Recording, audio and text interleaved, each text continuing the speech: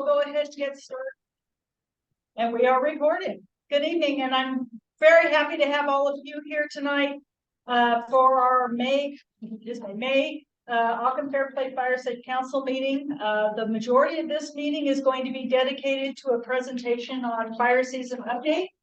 And we have a slew of fabulous speakers in the back who are going to update us on what's going on locally, regionally, and as far as evacuations, rave, updates from the sheriff's emergency office. So we have a lot of information tonight. As always, turn your cell phones off or put them on vibrate.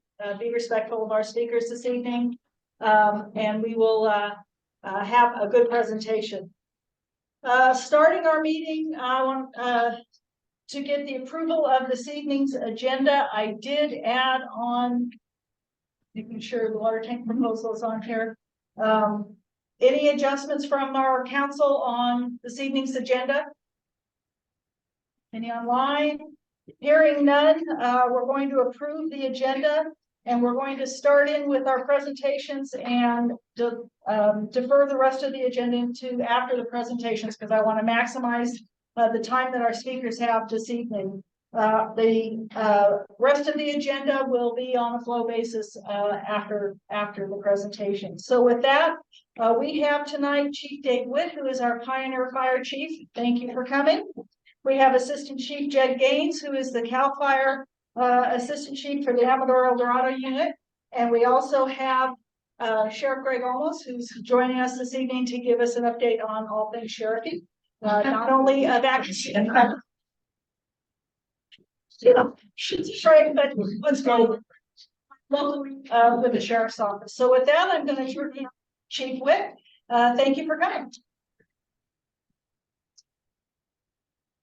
This will be real short, 55 minutes, maybe 60 if you want. So hey, thanks for having me over here. There are a couple things I want to kind of harp on just for Pioneer's sake. Keep in mind that if you have a fire, it ain't mine, it's his. And if it's not his, it's the other colored green trucks that are up the hill. So again, we serve 298 square miles. A lot of our area is what we call state responsibility area, which is CAL FIRE's duty and responsibility if it gets in the wildland. And the rest of it is the El Dorado National Forest, which is federal responsibility area. What does that mean? That means that if I get there real quick and I'm there ahead of their resources, I take command. And if I don't screw it up too bad, sometimes they let me keep it, which is rare. And other times I get the lovely pleasure of turning the keys over to them and saying, it's all yours, fix it. And it's good because, to be quite honest with you, we don't want to pay for the stuff that drops pink from the sky. You know, one fire would bankrupt us. So we don't want the responsibility of having those resources that we enjoy from the federal and state agencies. And we appreciate the relationship we have currently. We love them. They tell us where to go because that's who dispatches us. So their dispatch center, which can't be taken lightly, is that they dispatch for all of county, including Amador County. They kind of separate the two out a little bit. That's kind of cool. Where I came from in Placer County, there's 5 disparate dispatch centers. And I'm telling you, it's a cluster. Placer County dispatches for fire, Rockland, Lincoln, Roseville, and CAL FIRE. So it's just a cluster. At times it works okay, but you know, when things start hitting the fan, it's rough. But because we have a single point of ordering, all that dispatch center, we appreciate that. We love it. So we get invited a lot to their stuff. We invite them a lot to our stuff. So the couple of things I want to talk about, focus in on, that you guys get the word out. Of course, fuels mitigation, fuels reduction. He'll talk about the fuels and what they're supposed to be. We all know that, you know, we've had some pretty late rains. It's going to be a later fire season we have. We'll talk about that a little more detail. But right now is a really good time to start getting the word out to clean up your stuff. The thing that bothers us, our department, mostly, we have these great big fire engines. To be quite honest with you, they are unbelievably too big. They're just huge. But we have to carry 500 gallons of water, pump them with a hose. Firefighters, you know, we only have 2, sometimes we have 3, sometimes 4. Access to us is a major league issue up here. For some of you, it's not an issue because you keep your driveways pruned and cleaned and, and canopies done and all that kind of stuff. It's not our job to clean up your driveways or our citizens' driveways. That we feel really bad when we have to park our engine, a quarter mile away and walk in. You know what I mean? And mainly it's like for medical aids and stuff like that, a lot of it. But I'm going to kind of harp on this year's theme, if you will, is access, access, access. We're starting, we're putting together some tanks and some water supply projects. Chris has been really deeply involved in. Ralph, everybody's been, that's up there at Elmo Ranch and around here, water tank storage and storage. We don't have hydrants, right? So water tank storage, water storage for us, big deal. But access is a big deal. If we have to stop and gain access to a place, maybe 2, 3, 4 minutes beyond that, just think what that fire does every minute, right? Or worse yet, that medical aid. It's bad enough that we have a 30 or 45 minute response time in some of our district, which we do. But if we have another 5 to 10 minute walk time into the area, that just adds to everybody's stress level. We're on scene, but we got to hike in. So access is a big deal. The state of California, in conjunction with mainly CAL FIRE, which runs the state fire prevention arm of our state, they're very specific about roadway widths and what they're supposed to look like. And most of the time that kind of goes to highways and byways and paved roads and stuff like that. It'd be nice if everybody just kind of adopted their own private road with those types of things, such as turnarounds. Get up into your area, be able to turn a piece of apparatus out. Access to there, if it's wide enough for it. There's a lot of places that I've been to that, and I have a little Dodge pickup truck, and it's both my mirrors on the outside are dented, and it's not dented because I'm hitting stuff. It's dented because I'm getting brush, and of course they don't make mirrors like they used to, but the outsides get dinged up and dented up. So access is like a big issue for us. Does that make sense? Mm-hmm. The other thing, it's kind of a touchy little subject. There are people who move up to the hill so that it can be left alone. Privacy is a big deal. I get that. I embrace that. However, it doesn't mean that you can collect a bunch of junk. It's my property. I can do what I want. Well, not really. If you're a fire hazard to yourself, you're a fire hazard to all of us up here. Does that make sense? Yeah. And I'm not saying you should go out and tell your neighbor, hey, clean up your stuff. I'm not saying that. Don't do that. But we have to have yeah, that presents a whole lot of problems. But we have to have a culture that kind of says, hey, how can we help you be safer? Does that make sense too? Yeah. So I think working together, we can get a lot of good things done. And I would like to see us, work together. Somebody needs access issues. I don't want, Chris, no offense, you're an elderly man, and I don't want him on a 12-foot folding ladder with a chainsaw over his head. That's just not right. And so if you can work together, pool resources together. I know that like Elmo Ranch, they have their chipper day, Saturday, right? So Elmo Ranch has their day up there Saturday for chipping and stuff like that. And that's the kind of community that we like to see. And I'll leave it one more thing. There are some resources that I have available to us. Government resources are a little bit iffy sometimes because that's called a gift of public funds. So if I go to your house and I clean up your driveway, technically speaking, I have to be real careful with that, right? Should pay us for that. I know it sounds silly. Well, I pay your taxes. Yeah, but it's a gift of public funds to an individual as for the collective. Does that make sense? So I'm also still fire chief at Shingle Springs Band of Miwok Indians. We do have a type 2 hand crew, which is right now just a wildland fire module, but they will come out and help people that don't have some scratch and stuff like that. We also have Team Rubicon right now currently across the fire station. I don't check in base with them too much. I just figure out they're kind of hopefully doing some decent work out there. I don't know the whole ins or outs, negative or positive. So have you heard anything about it? Yeah. They actually came to my property last week and they were there for 4 days. Wow. And they, I want to say probably 14. around my house, took down 7 trees, cleared up brush. They were amazing. Yeah, And they were different teams. They had the sawtooth come out and they did the big drops, and then they had bucking crews come out and they got the trees, stacked them, cleaned it.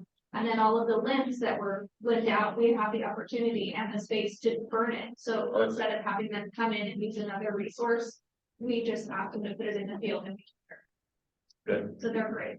yeah. So I mean, I've heard some positive things. I can't really judge what call one way or the other. I know it's a veteran-led volunteer organization that is, this whole setup that they got, this little base of operations. It's, about $1 million for the month that cost them to be there, food, lodging.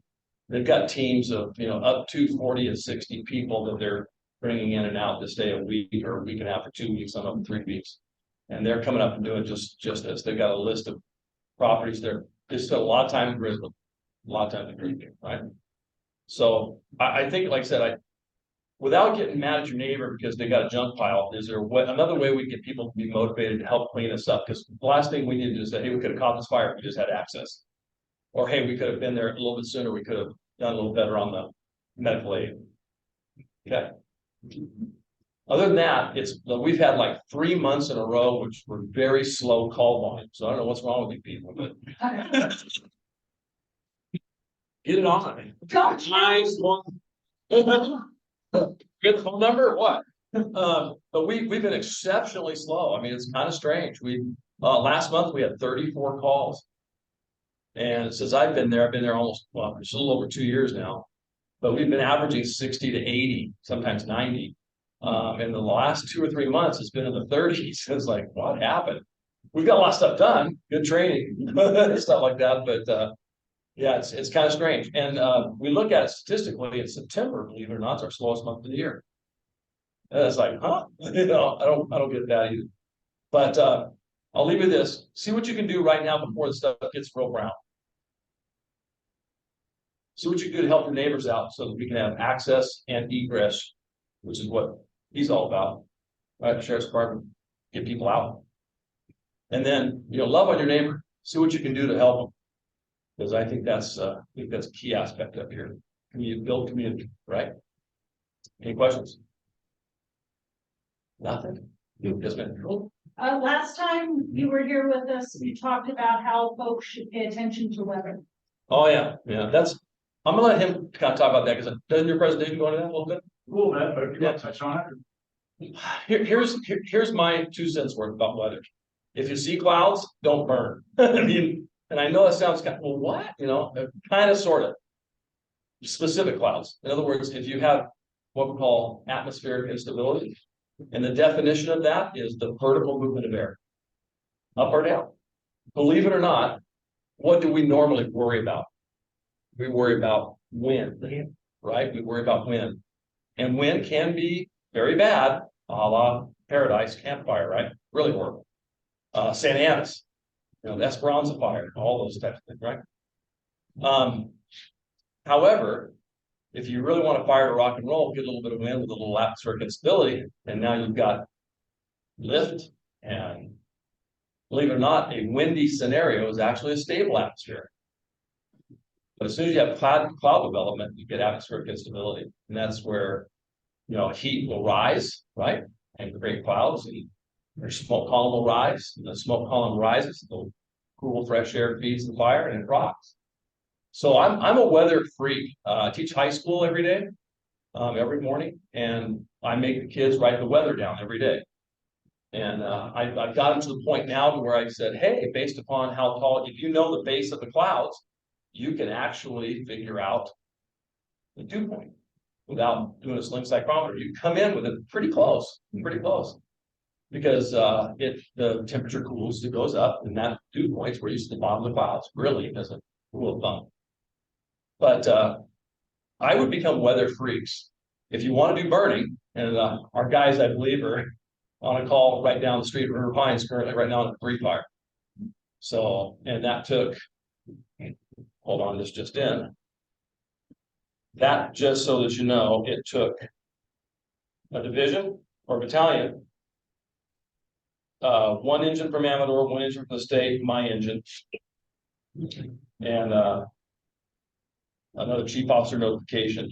So early in the season, took 3 engines, chief officer, you guys had to be notified, it's for mine, so your chief officer's gonna go too.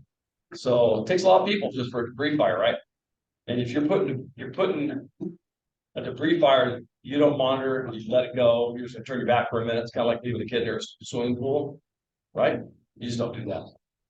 And the reason why I'm kind of passionate about that is because my guys are going code 3, just as your guys are going code 3. Sheriff's doing it code 3 down there too, because they all go. We all respond. And that puts their lives kind of at an unnecessary risk. And the last thing my department needs, as in any other department, is a line of duty death or injury. We can't tolerate that.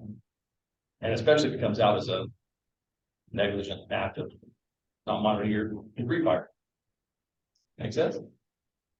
Yes, ma'am. So I think I missed the first couple of words. Did you say that the salt cloud now is not a good word then? Well, it depends on the clouds. Yeah, so it depends on the clouds. Cumulus. Oh, you. Yeah. Yeah, clouds that rise up and they're very big. When I was working for the federal government, BLM back in the 80s, the original BLM, we used to call cumulus clouds cumulus overtimus because they send out these, electronic, shocks down to earth and creates fire, and so we try to capture fire into a small 2,000 acre type of thing. But that's what we look at, without getting too critical, but weather is one of the biggest drivers of fire, if not the biggest driver of fire. There's only 3 things that drive wildland fire: topography, fuels, and weather. That's it. You can't control the weather. You can control the fuels. That's really all you can do. You can't control topography. So, people are responsible, and living up here, it's a year-round cleaning process, right? Did we have some rain this year? Some moisture? She'll talk about, there's a lot of moisture. So, but it's gonna get dry. So, do it now. Any other questions, comments, suggestions? Really? That's all you got? What about restrictions on campfires and campsites? We don't do those. Can you repeat the question? Yeah, the restrictions for campfires and campsites, his boss will make a judgment call, and it's usually done in coordinated fashion statewide, depending on where they're at, but usually in a region. And they'll say fire season starts today. And from that point forward, they'll look at that and see if there have to be some leniency and stuff. The forest has their own set of rules too, that they say can't have campfires. And they make their own rules on that. We don't make those rules. We just don't. And then it's like, what do you do? Well, we do, yeah, fire. We do the medical aids, we do the house fires, vehicle accidents, trapments, pick up, put downs, all the good stuff. Cover station 19 6 times a month. We do a lot of that. We work together real well. It's not our jurisdiction. It's not our. We are not the agency having jurisdiction. The authority having jurisdiction. And to be quite honest with you, like I said, I am glad they asked that. Because that's a lot of responsibility too, right? He calls it a few days late. You've had 15 fires. They're going to wonder, well, how did you call the fires? It was too late. You can't win. Calls a little bit early because how come I can't burn? You can't win. Really. That's a great question. It's incumbent upon our community to stay informed. And we just don't, our society doesn't do that. We'd rather do this.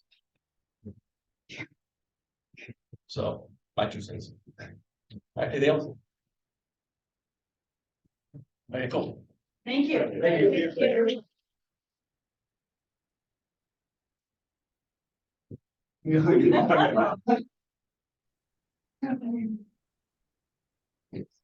All right, good evening. I'm Jed Gaines. I'm one of the assistant chiefs with CAL FIRE here in the Amador El Dorado unit. So we're going to go over some of the 2024 seasonal assessment and outlook and kind of our staffing model we're going to have here in the Amador El Dorado unit and what's going to be available for response and everything. But I just want to echo what Chief Witt said about now is the time to do your defensible space clearing around. Our defensible space inspectors are out and about in both the counties right now. You may have seen them, they're out looking and doing the inspections in the areas they have plotted for this year, but you guys can get ahead of that now, that now is the best time to do it. And as far as burning and doing that cleanup, doing it early in the morning when you're out weed eating, I mean, you can look out and see the grass is starting to turn. And every day with this heat, it's just gonna get browner and browner. So doing the weed eating, the mowing, do it early when the humidity's up. And if you can get it done before 10 o'clock is a good time.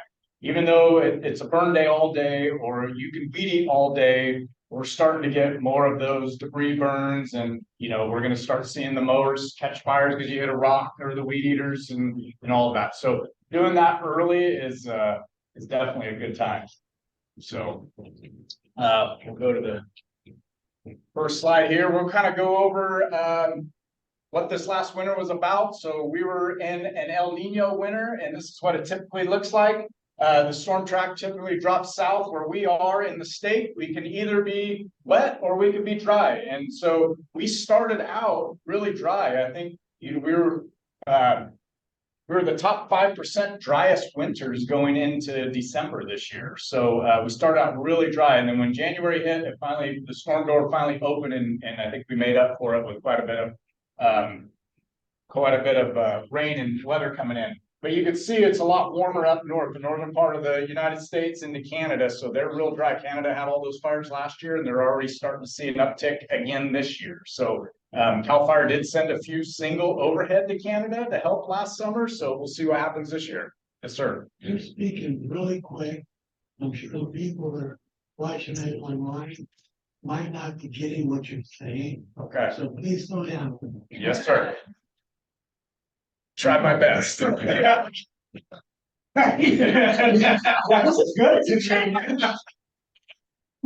Should have seen who was gonna be here. Next slide, please. And So this is a comparison. Our last El Nino was in 2016, was our last strong El Nino on record. So this is 2024. You can see we had a little less rain in the northern part of the state, but they've got more in the southern part of the state. Southern California got more rain in this last year than they did in 2016. And so you can kind of see the temperatures a little above normal. Our snow level was a little bit higher in elevation this year. So which just means that the fuel's below it, the snowpack's not there, it's going to dry out quicker, they're going to be more susceptible to fire earlier on than what they were last year. So yeah, you can see in 2016, Northern California got a lot more water into Nevada and all that. This year, we got a decent amount, but not as much as we did in 2016. We can go to the next slide.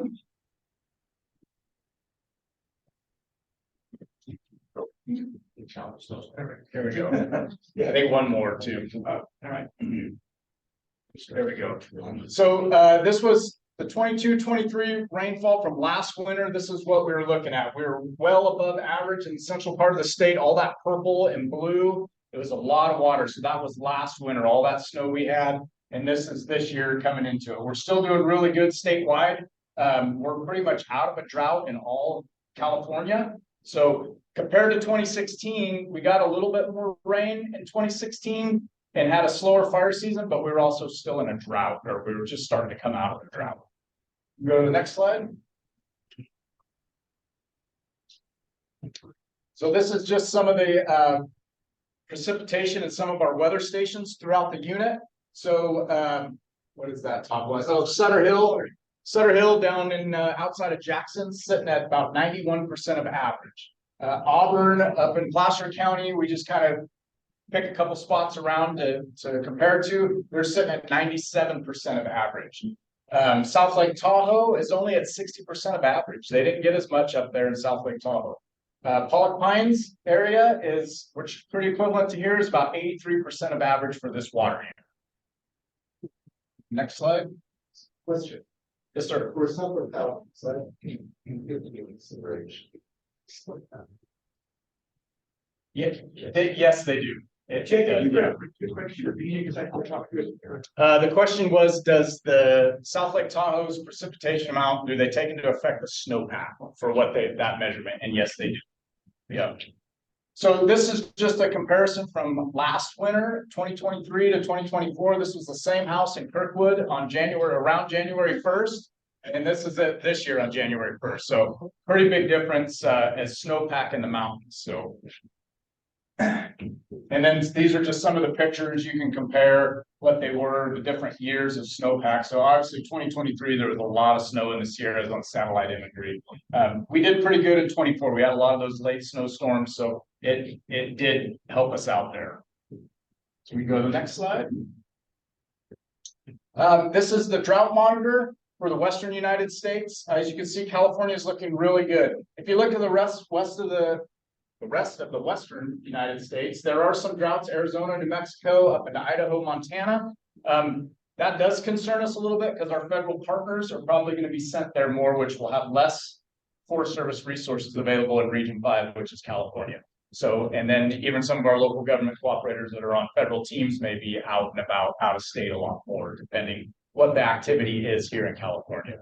So we'll see how that goes, but we do pay attention to that just because it may be a drawdown of resources earlier on in California based on that. Next slide.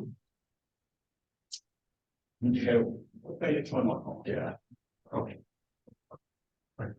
There we go. So this was a drought monitor, May 1st of 2023. You see California still had some drought spots on here. And then May 1st of 2024, we're almost all out of a drought, which is pretty good. We haven't seen this in a long time. Yeah. So I will say I've been doing this for about 25 years, and last summer was the slowest fire season I've had since I've started. So it was kind of nice. Next slide, please. Now you jinxed it. Yeah, right. So here's the crystal ball. We'll go on, see what happens, what our predictions are. So CAL FIRE is broken up into two zones in the state. We have our north ops zone out of Redding, and then our south ops zone out of Riverside. And so this is the north ops, which is the northern half of the state. This is their significant fire potential outlook for May, June, July, and into August. So May, we're just at normal. June and July, they're expecting us to be below normal for large fires. And that's because everything's starting to green up. As you can tell right now, like all of our brush, our live fuels are really just starting to green up and come out. So that fuel moisture in that is really high right now. So they're not going to be as susceptible to fires burning in a lot of that area right now. It's not to say that we're not going to have fires, because we will. We're going to have the starts, just the chances of them getting large is going to be a lot lower than, say August into September. So August, we go transition back into normal, and which a lot of us haven't seen normal in a long time. So you'll see what that looks like this year. Next slide. This is the South Ops predicted fire certs down in the south. So everything's pretty much normal to below normal. All down, you can see along the coast, everything's going to green up. The Southern Sierras, they're predicting they're going to be below normal through July, and then probably August is when stuff's really going to start drying out more. August, September, that's when we're kind of expecting the uptick in the larger fires. So we'll see how that goes. Next slide. This is the seasonal temperature outlook and seasonal precipitation outlook. So for the next 3 months, they're looking that we're going to be probably at or above normal temperature across the Western United States. Precipitation's about average. So we could see, some rain, we could see some thunderstorms. The next slide we can go to, we're going to transition into a La Nina, from an El Nino to a La Nina. So they're talking that's going to transition pretty rapidly. And what that does is it's going to shift the jet stream more to the north. So with a La Nina, you can see the jet stream pushes more up into Alaska and then drops down. So later this year in the fall, winter, they're expecting, Canada, the northern parts of the United States are probably going to have a little bit wetter, colder winter than what they've had the last few years, which means we could be going into a drying trend this fall and into the winter. So we'll see. It's all their crystal ball. We'll see how accurate the meteorologists are. Next slide.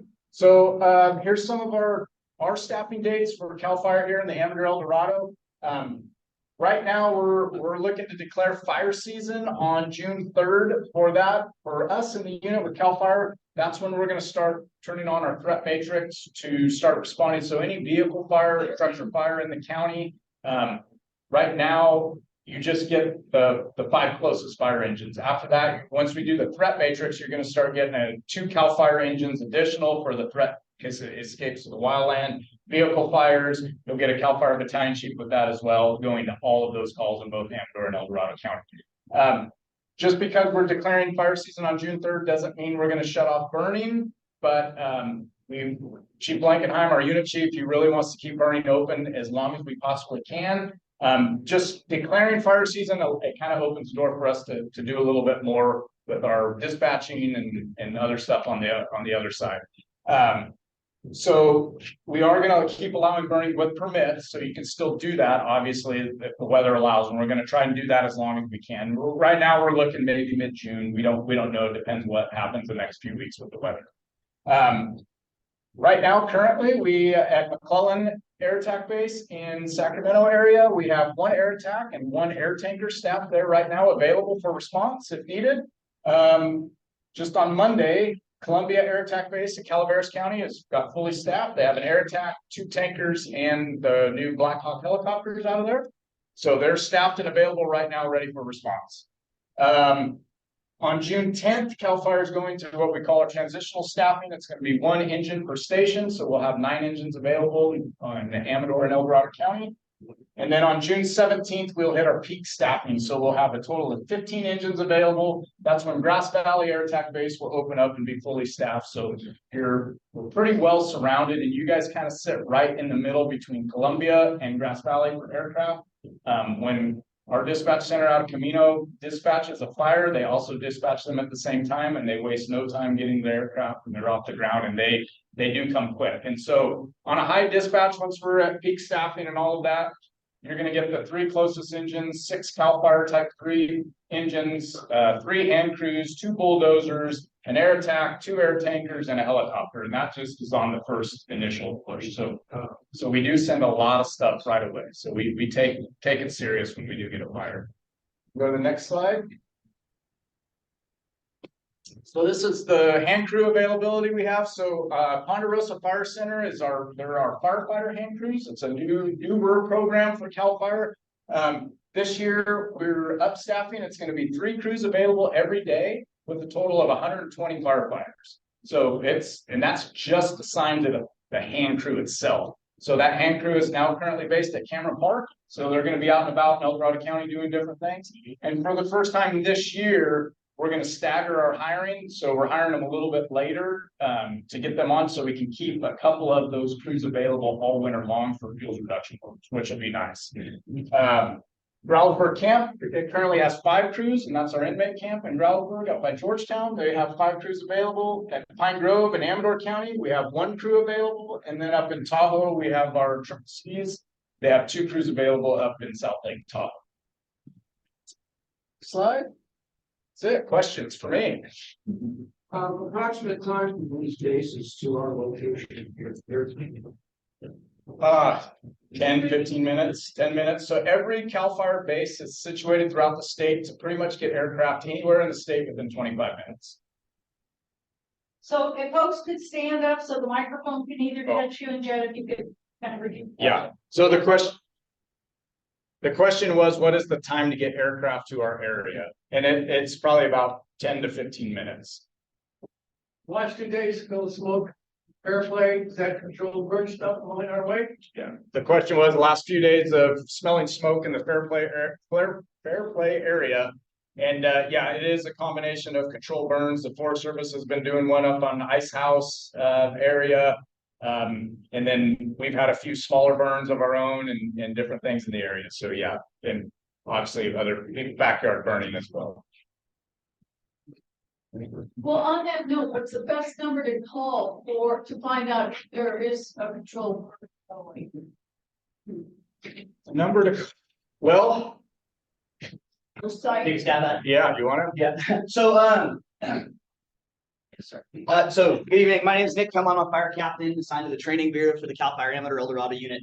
happen to live right down the street. But to answer your question, the most prevalent way that word gets out in today's era is social media. So the Forest Service, Cal Fire, Amador Eldorado, they're gonna, especially Eldorado National Forest, we're gonna, between the two agencies, we're gonna get those messages out on social media and do a news release.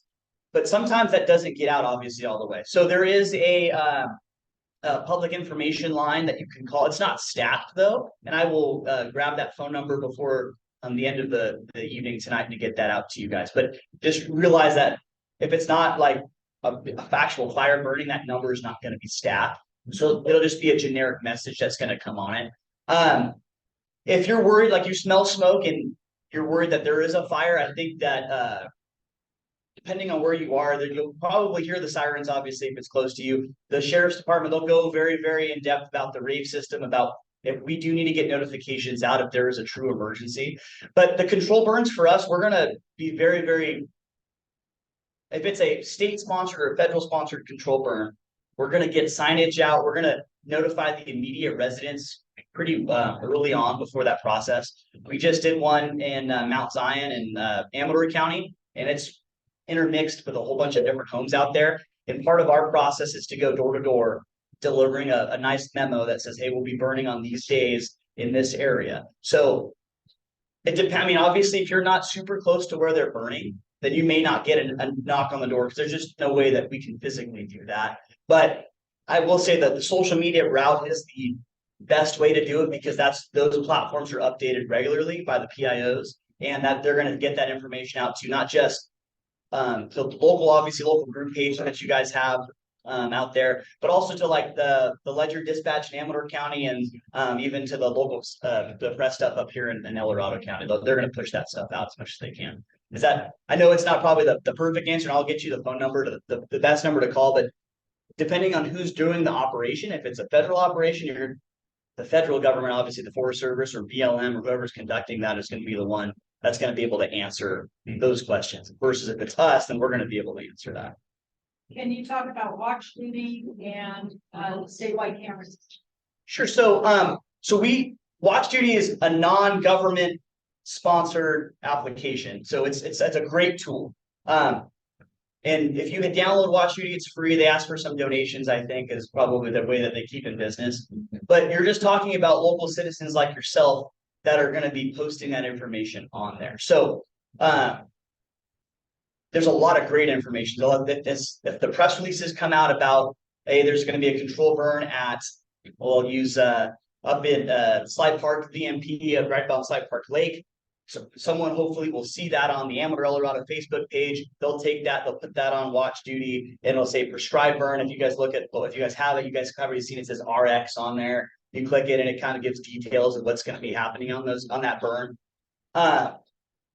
But obviously that we don't operate those systems. The sheriff's office doesn't have any authority over it. We don't have any of the local fire districts don't have any authority over it. So the validity of the information that's put on there, you take it for what it's worth. It's just someone that's taking information they're hearing and putting it on there. So what we don't want Watch Duty to turn into is a panic starting type thing. Hey, oh my gosh, we heard that they're doing this. Well, they just overheard a very small piece of traffic that firefighters were talking to each other on a frequency. So that's what we're looking for. And as far as like the Watch Duty application, what was the other one you were talking about?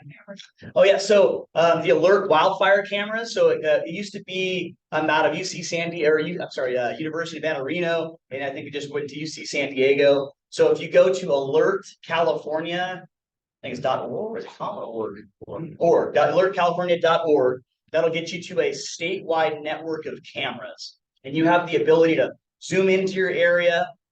You can look at the cameras. I think El Dorado County itself has, I can't remember the number. It's a crazy amount, right? Yeah. There's one at Omo Ranch. There's one, I think, looking at my house somewhere. Mount Occam. So they're literally all over the place. So our command center that Chief Wood was talking about earlier in Camino, they have the ability to log into those cameras and turn them. So we will turn those cameras to point at a fire. If we hear a report of smoke or we hear a report of a fire, our duty officers in the command center will take those cameras and point them in the direction of which we're getting that report. And we'll take multiple cameras and we'll triangulate that. So just like the lookouts did, years ago when they started. We still have lookouts around, but we're now taking cameras and triangulating all the different readings that we're getting off the cameras to pinpoint where a smoke is. A lot So of those cameras have infrared at night now too, so they can see glows at night, so the technology is pretty good. Last year was the first year that I would call into your dispatch center. I said, hey, man, what's going on up there? And they said, oh, no, we're watching on the camera right now. And I said, well, I'm getting phone calls from our people that, have the world right now, so. But it was so cool. The technology is just phenomenal. another thing that with AI, whatever, artificial intelligence, they're now able to take computer algorithms, the cameras are spinning, and they're unwatched, cameras can be spinning, and if the camera detects an anomaly, it'll call it whatever the algorithm they put in there. If it thinks it's smoke, it'll send an alert to a dispatch center. And last year was the first time that happened to me, it happened to me twice, was I was dispatched to a artificial intelligence report of smoke in an area, and it triangulated it for me. So it literally sent word Latin long of where it thought the smoke was. Our command center got it. They sent a dispatch out. We went out to investigate. And there have been, I think, probably 5 or 6 cases where that was the only report of the fire, was just from the camera system coming. So the department and the state has put a lot of money and resources into this program, and I think that they are definitely seeing the return on that with the information they're getting out of it, and that helps. I got a question online. Yeah, go ahead. My name's Martin Robinson. I'm over here off of Nutmeg and Sandridge. And a couple years ago, in speaking with the former chief of Pioneer, Ken Earl, that there was some proposals to put a manned firehouse for Pioneer over off of Four Corners. Is that still in progress, or is there anything happening with that? Unless somebody gives us about $3.5 million. Big question for Chief Witt. Chief Witt's coming up. Yeah. Yeah. Fire washes. Fire station right now, costs about $3.5 million. The previous administration purchased those little storage sheds up there.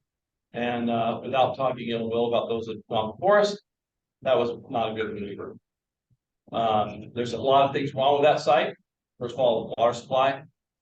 That well is shared with 3 properties up there. Location's okay, but it just would not work. We don't have the funds to. We have the funds to stay what we have right now and keep it there. And until something else happens, like countywide, in the future, that's where that'll stay. How much did it cost for a CAL FIRE station? Do you remember? Oh, back when I was doing it, it was probably anywhere from $2 to $3 million.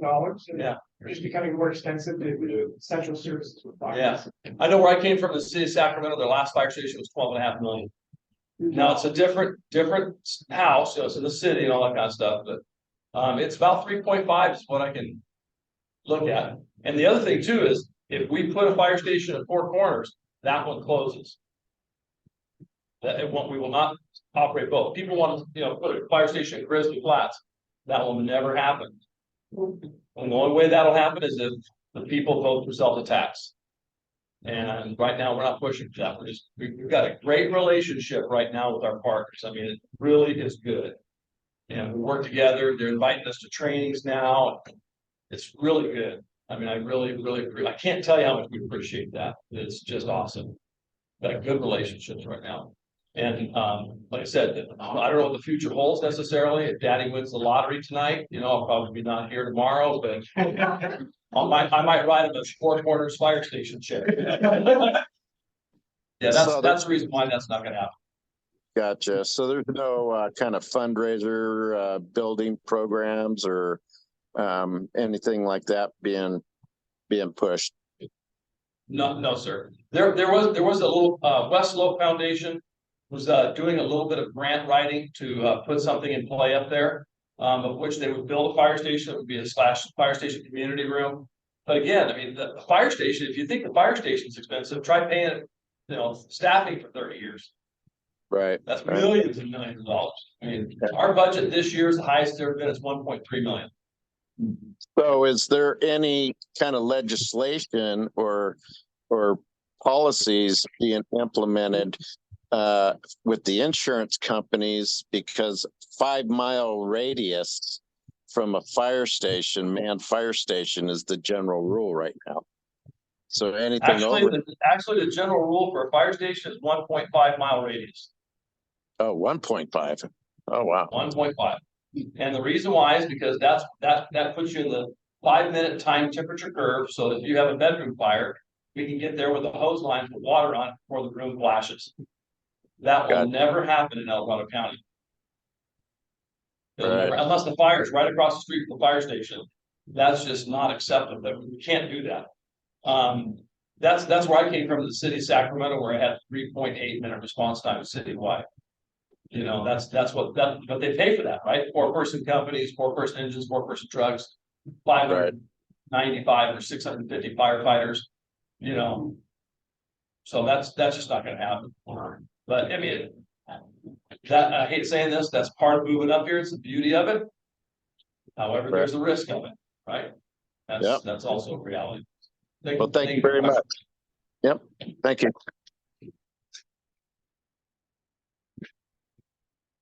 Any other questions? Now's the time. Have you got What, Black Hawk? it? No. All right, hearing none, thank you. Yeah, thank you.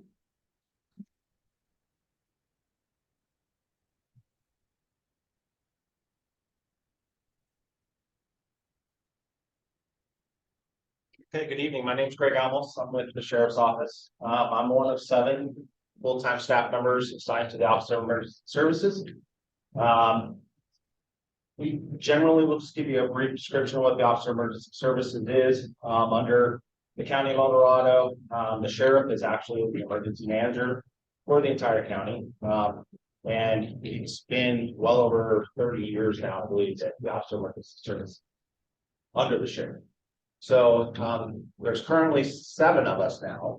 There was 5, but we have recently hired on a retired sergeant as a higher extra help doing it. So he comes in volunteer or not volunteer, part-time.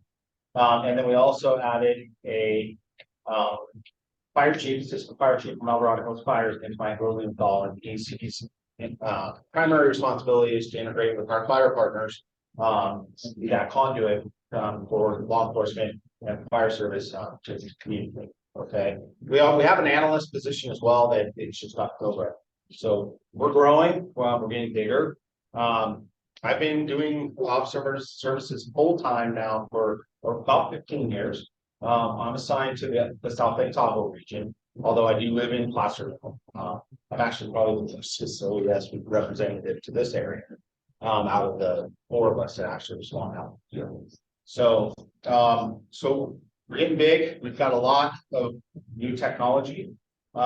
We've made a lot of changes. Incidental, Caldor Fire, and some of those other large fires that we've experienced in years. This is my 23rd year with the Sheriff's Office. I've worked my entire career in South Lake Tahoe, but I have actually had what I guess I should probably say the unpleasant opportunities to be on just about every major fire that we've had in El Dorado County, from the Gondola Fire, Tahoe, to Caldor Fire, King Fire, Tamarack Fire. That was a company. With that, Savez on Sand Fire. So I have a lot of experience responding to fires, integrating with fire service here. We had reverse 911 for many years. The name changed, the brand name changed to Code Red. And we used Code Red for a number of years. You're probably all familiar with Code Red. And then we switched back over to Radiant. Okay. We experienced some issues with Code Red that were not so positive for us in a very rural area. And actually the state of California went towards a movement of trying to consolidate one platform for the 58 counties of California. And they began the process of networking with Rave, what we now know as Rave, and we bought into that. candidly, it is cheaper for the county because it was actually free to us, to the state of California, but it's proven to be a very great platform. It's called RAID. It's also El Dorado Emergency Alerts. That's how we branded, but the platform is RAID. It's a private, private organization that provides the service to us. Recently, in this last year, we also worked in a contract with what we call Perimeter. And it is a platform that is privately owned, and they provide a service that allows us to network to our community. Okay, so in addition to mass notification, Perimeter, it's going to make it easier for us to provide information. Everybody wants information when these incidents, grow to a certain size. And of course, the everyday, information. We're hopeful that Perimeter will do that. What Perimeter does for us as first responders in the field, our first initial attack, we call it, is we send our patrol services. Okay, so right now it is drafted in our policy that any reported fire of significant, I guess we want to call it cordless.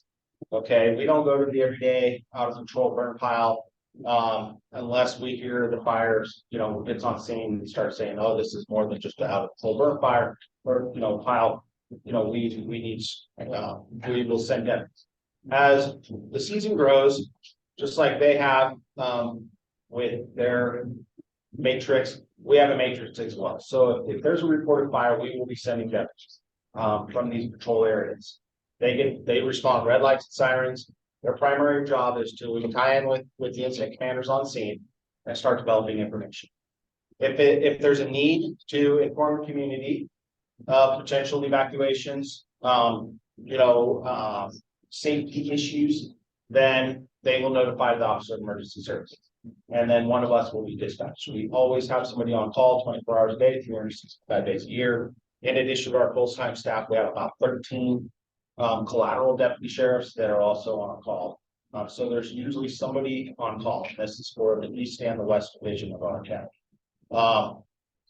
Once we get involved, we make contact with our deputies in the field. They'll tell us, what we have, what we're looking at, and we will implement our Perimeter platform. And then, of course, if there's a need for mass notification, we will implement that. Okay, so what to expect if the incident commanders in the field start realizing a fire is going to impact life safety issues, and there's a need to evacuate. What's most likely going to happen right away is deputies are going to be dispatched. We're going to request resources, and they're actually going to do a door-to-door. Okay, they're going to begin the door-to-door process. Okay, what is the immediate threat area, and then forecasting out what are more potential threats, and we'll upscale as we do this. We had to do this during the night of the recent Plattsburgh. We had resources embedded and implemented out to assign to the Caldor fire, but we had to ask for emergency responses from outlying areas as far as Amador, Sacramento. We what we call Polk Big Red handle that night. We ended up with resources where Fulton police patches and things like that. So you'll get that door-to-door response. At the same time, we're starting to work on our RAID process, our mass notification system. Okay, Perimeter is not going to be a source or a conduit of information to tell you immediately, like there's an immediate threat to your life safety. Get out. Okay, that's going to be our mass notification. Your deputies in the field knocking on your door. It may be very well be fire folks, depending on we need to save lives. Okay. Once the situation has in essence been stabilized, it's a growing situation or an incident, there's not an immediate threat to life, that's where that Perimeter is going to come into play. Well, what happens is in the field, we have, whether it's a tablet or personal computer, we can start updating. Okay, we can say this is where the fire is. This is what the sources are telling us. That the fire is moving. It's movement, its direction, and what the forecasters are saying. Okay, and then we will start to update that, saying, okay, these areas need to go into a order or a warning. Okay, and yellow is a warning, red is an order. All right, and that will be shown on Perimeter. That's our opportunity to to get that advanced notification out to you, like, okay, we're going into a warning. All right. With perimeter, we will be able to put routes of travel, what's the best route of travel? Those kind of suggestions. Okay, they're all really just suggestions in that book. If we have to implement road closures and a traffic flow plan, it will be reflected on perimeter, and that's where you want to look. So what we're trying to do is minimize the calls to our dispatch center for information. We've seen a lot of struggles with that. The campfire experience now. Okay, and we want to avoid that. So really what we're trying to implement is our dispatch center not trying to be perceive what's occurring based on what they're hearing from us. Really what they're going to be telling you folks is you need to go to perimetermap.com. Hopefully that will update you. Okay. So is everybody in here registered with RAID and Eldorado Alerts, emergency alerts? Okay, that's a good sign. There are forms in the back for both. They're two-sided. One is for our mass notification, the other is for perimeter. So what perimeter is not an app. Okay, it is a URL. It's a website basically. You go to perimetermap.com. It doesn't take a subscription. You can actually look at it right now. As they're growing, they will be populating additional counties. I think they have Stanislaus County right now. Because they are growing and they're getting bigger. You can actually look at it right now. So for our winter storms, we put our sandbag locations on it. We'll have road closures for Wentworth Springs and Mormon Immigrant Trail. Those actually need to be pulled off of there now because they are actually open now. So you'll see those kind of things. If there was a fire, you're going to see where the fires or where its origin is at, and then there'll be updated information. Okay. Perimeter is not an app-based process, just like Watch Duty is. We will not use it for that. So we want to make sure that the public is very well aware of that. That just every time there's a puff of smoke or you hear sirens going to a fire, please don't turn the perimeter and expect that you're going to see, like you were asking, there's a fire there, there's a fire there. Because we actually have to staff them. Apps are completely different and they work off of unvalidated information. Everything we're going to be putting on perimeter, we hope to be validated. Okay, through our best sources. And a lot of people react to what they're hearing on scanners. They'll put out, estimate from the eye and sky. 8 acres, 13 acres. And people hear that, but until they actually get GPS on the line of the fire, it ends up being like 3 acres. But everybody overreacts when they hear 8 acres, 13 acres, things like that. The reason they do that is because those are decision-making topics. Okay, if the belief is it's at 8 or 13 acres, when they start drawing in more resources, we start taking things a little more seriously. We start pre-planning a little bit more because we want to go big, because we love to be able to scale that.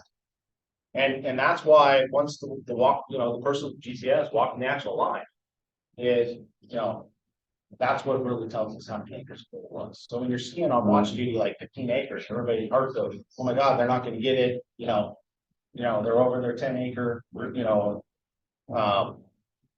so things like that. Perimeter is also based on our ability to have technology.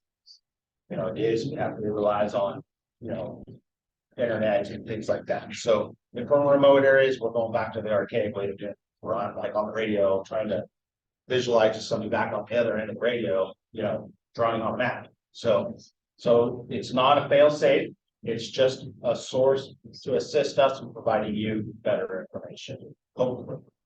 So, but I can assure you if it says yellow or red, please follow those instructions because that means we post them. So, anybody have any questions at all? Okay. One of the things when I went to register with RAID, I was, and they had ordered me. That is correct. So when I went to register, thinking I was new, it wouldn't let me register because I was already. And that's what we hope for, but we are asking everybody to read, just to make sure. So we'll take it out of your approach. So, and there is an app portion to RAID. It's called Smart 911. Understand that there's a little bit of a difference. Okay, registering for the app version under Smart 911 is when you put in there your county, it's just gonna give you any incident occurring within El Dorado County. We had a lot of problems with this initial phase of Caldor because people in South Lake Tahoe had registered under that app. And when they were getting alerts that they were supposed to do that. And we were having to quell that quite a bit. So understand that their app version is just to tell you that there's emergencies, kind of similar to what Watch Street does. Okay.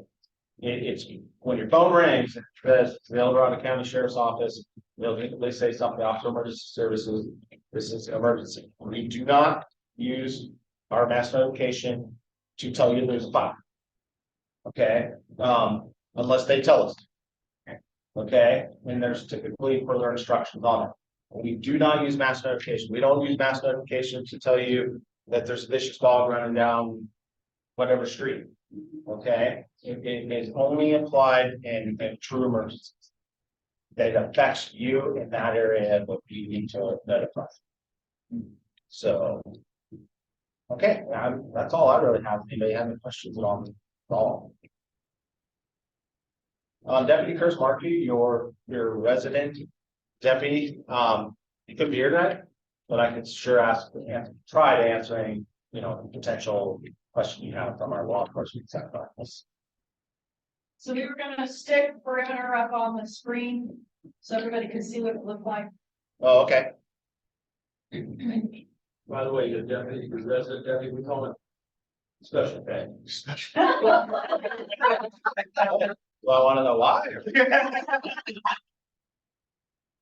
He's in our fire station all the time.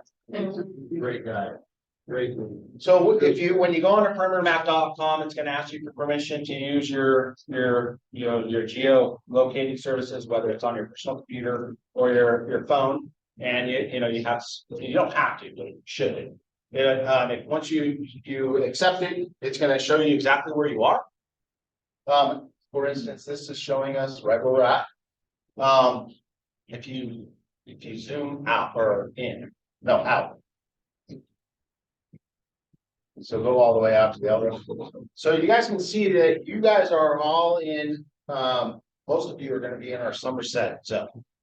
Okay, so we're going to be doing a Know Your Zone campaign. We haven't quite pushed that yet. Okay, we struggled with this. If you actually zoom out big time, you'll see this down here. Is this animal food down there? They elected to go with really defined small zones.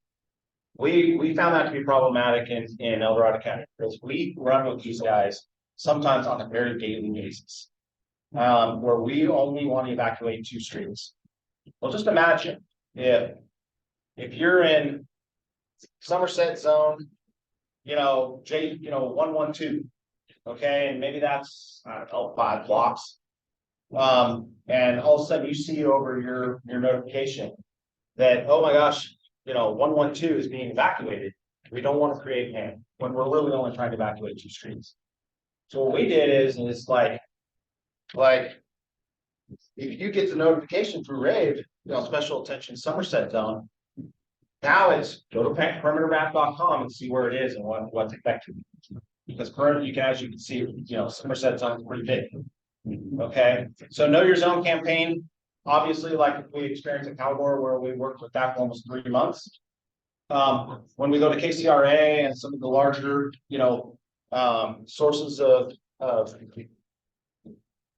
press and those kind of things, and we want to say, hey, we need to repopulate these certain areas. They can go to, breaking news, El Dorado County. For those of you in Somerset zone, we're going to reoccupy these particular areas. And then you can go to perimetermap.com and actually look at it. Oh, they're allowing us back in our homes. Okay. They're actually quite large. You can see, what we are doing is we're going to define that, where the incident occurs. Okay, because I can go on a tablet. So how it works is on my tablet or my personal computer, when I'm working with the chief at the back of the truck, and he's going, Greg, this thing's going to start moving. And we need to get these folks on a warning. and they're potentially gonna go into an order real quick. I can go right onto my tablet and I can make that area using a pen or my finger. And put it yellow, and all the staff in OES back at the house, at our office, in the EOC, is seeing exactly what I'm seeing. It auto populates right onto their tablets. Now, you guys aren't seeing that. Because you won't see it until we actually publish it. And the reason for that is because once we decide that, we all agree that that's what we want. And the chief back there is going, yep, great, that looks good. Now I hit publish. We're actually back at the station, maybe we'll probably publish button. That pops up right away. Yes. And then we can remove it just as that way as well. You know, because we do a lot of evac, and then 4 hours later we repopulate. We do that. Sometimes table. Yeah. So, So it doesn't show evacuation roads that are closed or. Just. not right now. So. What she's asking is perimeter map going to typically show a road that is closed under construction or, not advised? We will not do that right now. Now, as part of the incident, we may. We would probably do that if we do that. The reason for that is because you know your areas best. Okay, we do not want to misguide you. Okay, some of us are not familiar with these areas. Okay, we just have to go off what they're saying. Like the threat is moving this way. But you gotta remember, this whole thing is set up not just for fires. It's hazmats, it's criminal activity. We may have to use this to tell you that we have, some, outlandish, vehicle pursuit with a homicide suspect. He's armed with an AK-47, and we're chasing him all over the place. And we want you to shelter down, lock your doors.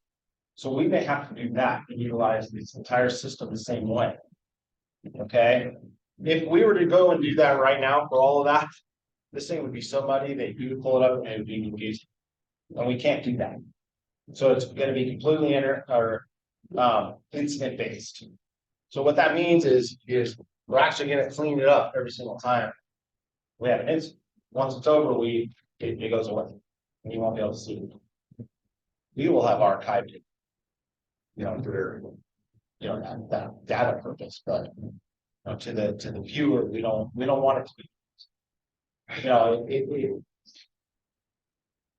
You probably see it once we get what I say stable and together. That things are very organized, structured. You'll have CHP units saying, no, you can't go that way. But when life is in peril, we want you to use what resources you know. You know what roads to take, what certain times of year. We don't. So we're not going to tell you that it's closed, and you go, oh man, that's the way I would go. When actually you could have went that way and saved the life. You know what I mean? Because that's what unfortunately happened a lot with the campfire. Okay, they had a very complex evacuation process. There was a lot of layers that added to what we ended up seeing. But a lot of people felt like they had to go out and stab. Okay, and they really didn't. They could have went all those other ways to help a lot of people do that, and would have lessened or made their job easy. Because mosquitoes are a very, very complex area for us. We don't want to evacuate people out of mosquito. We want to put them in a temporary refuge area, allow fire folks to get up there through those one-way roads and get up there and try to defend before we start pushing everybody off that mountain and hitting them head on. And then having to stop, every time there's a car on their way or an RV or whatever. So, we have to look at those kind of things. Same thing with your neighborhoods down here. If we're looking at this based on the chief's input going, great, that's not a good idea. You got a lot of people in here. And, we need to set up a road pattern. We'll do that on purpose. But when we rate you, we're going to tell you that. Go to perimetermap.com and look at your arteries out. Now, but you got to understand that's when life is not right. So, any other questions? Okay, thank you. All right.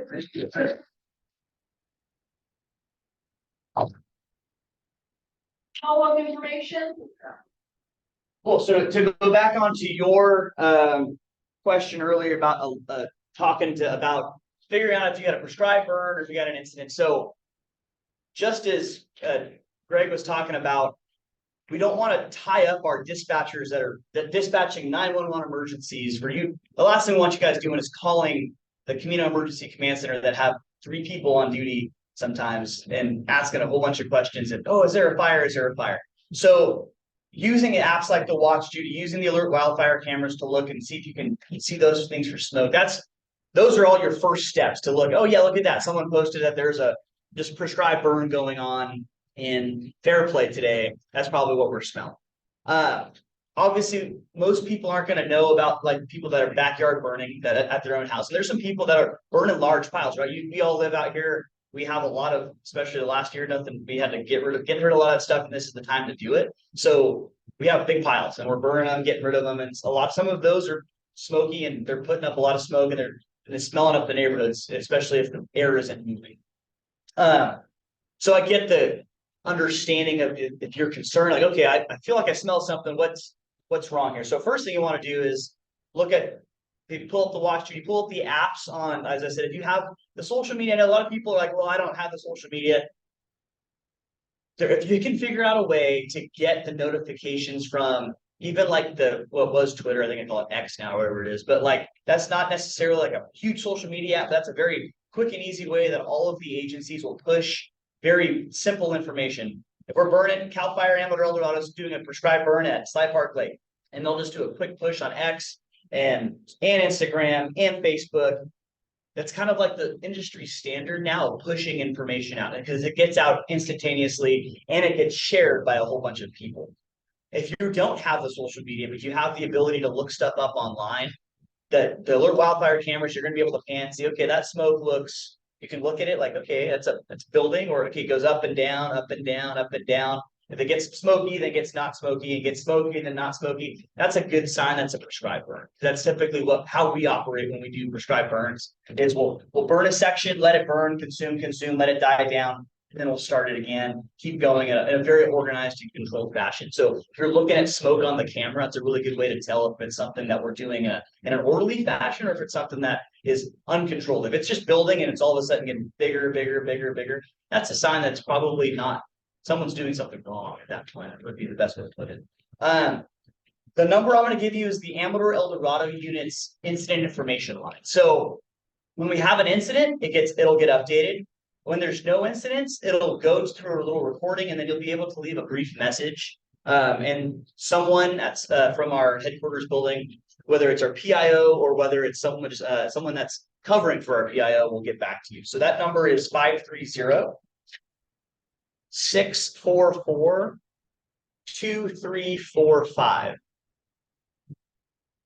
And that's not a guarantee that someone's going to get back to you instantaneously, but if there is a fire or something, and so fires happen during the summer, fires happen every day in this unit. So we will go to a 1/4 acre grass fire, a 1/4 acre brush fire, and that's, for us, that's like the Pioneer Fire District running a medical aid. That's something that we do on a daily basis. And so it's not something that we totally understand that the neighborhoods are going to get excited about it, but it's not something that we necessarily are going to get super excited about because it's something that happens every day. So if we're not super concerned, or we're not concerned about a threat to a community or a threat to a neighborhood, we're probably not going to push something out right away to them.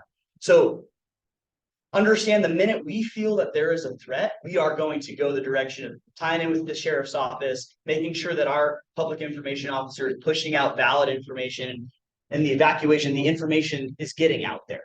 But until we deem that there is a threat of some sort, where we have to do evacuations or the shelters in place, you're probably not going to see every single fire that we go to get put on social media and stuff like that. Because if we did that, people would be very annoyed with how much we put on social media. Because I think just one day at my fire station at Sutter Hill last year, we would go to 4 fires a day. It'd be small, like maybe a roadside spot, maybe an acre, but it was just routine business for us. When it becomes a threat to the community, that's when you'll see us really put out that information to you guys to make sure that you guys get the information. And there's no one wants to leave people in the dark. And I get everybody's very hungry for information. Yeah, well, I think that myself, I'm a nosy neighbor as well. Oh, fire engine, what's going on? So that's where we do turn to those apps like Watch Duty to kind of get a feel for you, pull it up, like, oh, someone said that there's this going on. What we want you to, yes, use that to kind of get a general basis of information, but don't use that to say, oh my gosh, this is burning huge, I should go evacuate right now. That's not what we're saying. So that's, hopefully you guys can differentiate the two of getting like raw information and then taking like the valid information that's kind of embedded, as we were talking about earlier. Because it happens all the time. We used to have really like veteran air attack captains or battalion chiefs that would fly. They were doing it for 15, 20, 30 years. And now we're getting, those guys are retiring. And so we have guys that are, 3, 2, some are brand new. And so their ability to calculate acreage from, 2,000 or 3,000 feet in the air is a little bit different than those, trusty old guys that retired. So they're not necessarily completely right all the time. But I was talking to Chief Jett a little bit ago. We have another thing on the intel world and technology way up in the sky that you won't be able to see with the naked eye. We have intel ships. So they're big, they're planes that have very, very instruments, infrared cameras that can actually map to the fire I was on, the Rountree, they got it within a quarter acre. So from however, I think they were like 15,000 feet AGL, they were able to map the fire within a quarter acre of how actually big it was.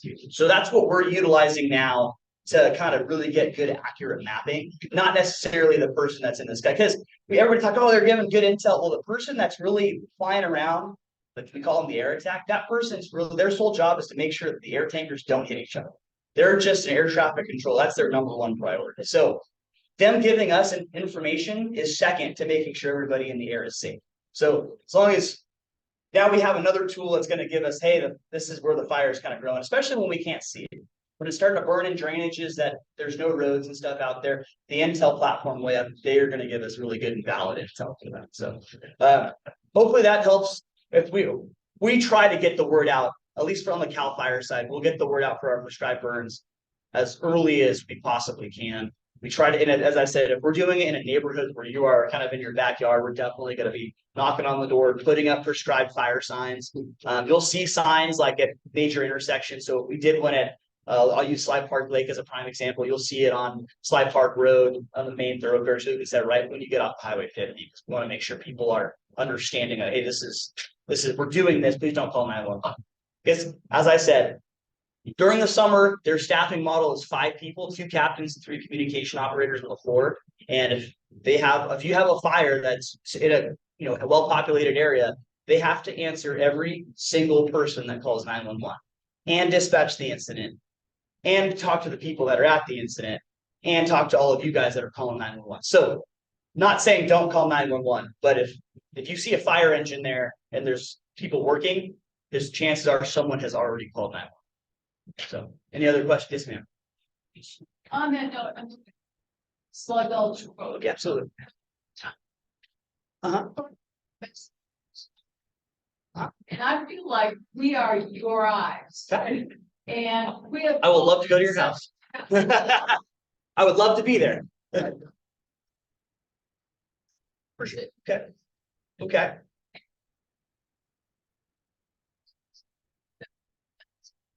But on top of it. For sure. Well, so I think the hard part this time of year when we're in permissive burning and people can have their residential burns, obviously like someone could be burning and you see smoke, that's probably 9 times out of 10, that's probably what's happening.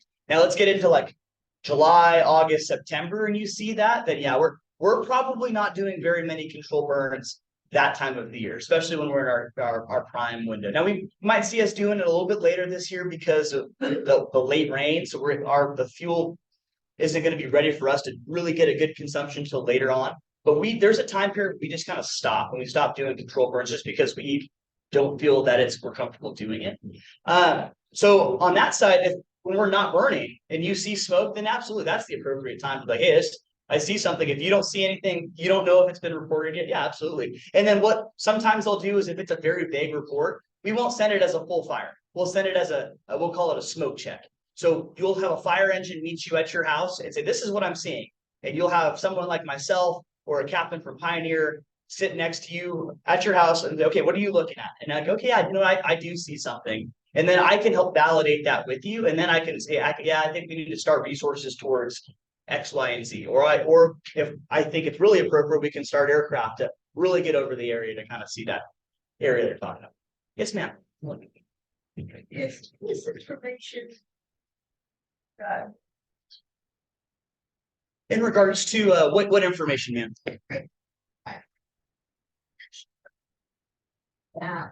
Wild. Text.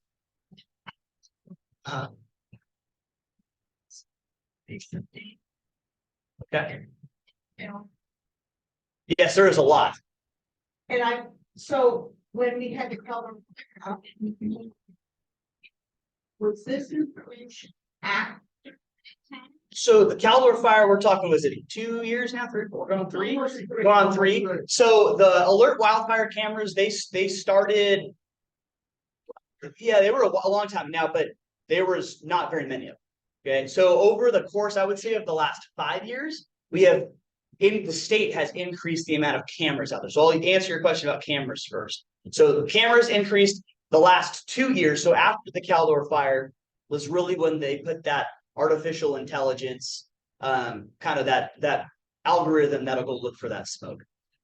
To answer your question, honestly, the Caldor fire, the Tamarack fire, the Dixie fire, those fires are the reason why all this technology is kind of coming into play, because we have shown that there is a need, right? So before then, no one really, okay, yeah, there's fires, is what it is. But now we're talking about fires that are destroying entire communities.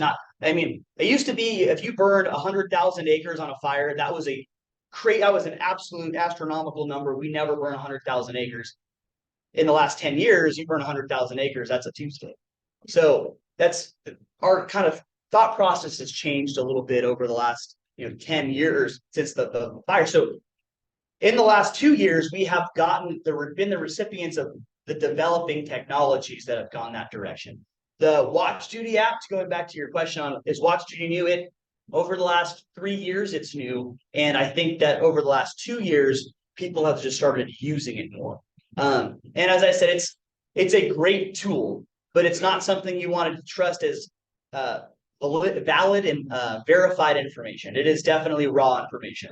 So do I use it? Absolutely. My firefighters on the engine, they're pulling up Watch Duty. They're getting all the intel. If I'm going to a fire from Sutterville and Amador County to a fire in Tuolumne County, you can bet my firefighters are pulling up the information to see what they're seeing, getting raw information. But I'm not taking that as, that's for sure what's happening, because I know that there's always a chance that there's something on there that's not probably accurate. So. Validates what is.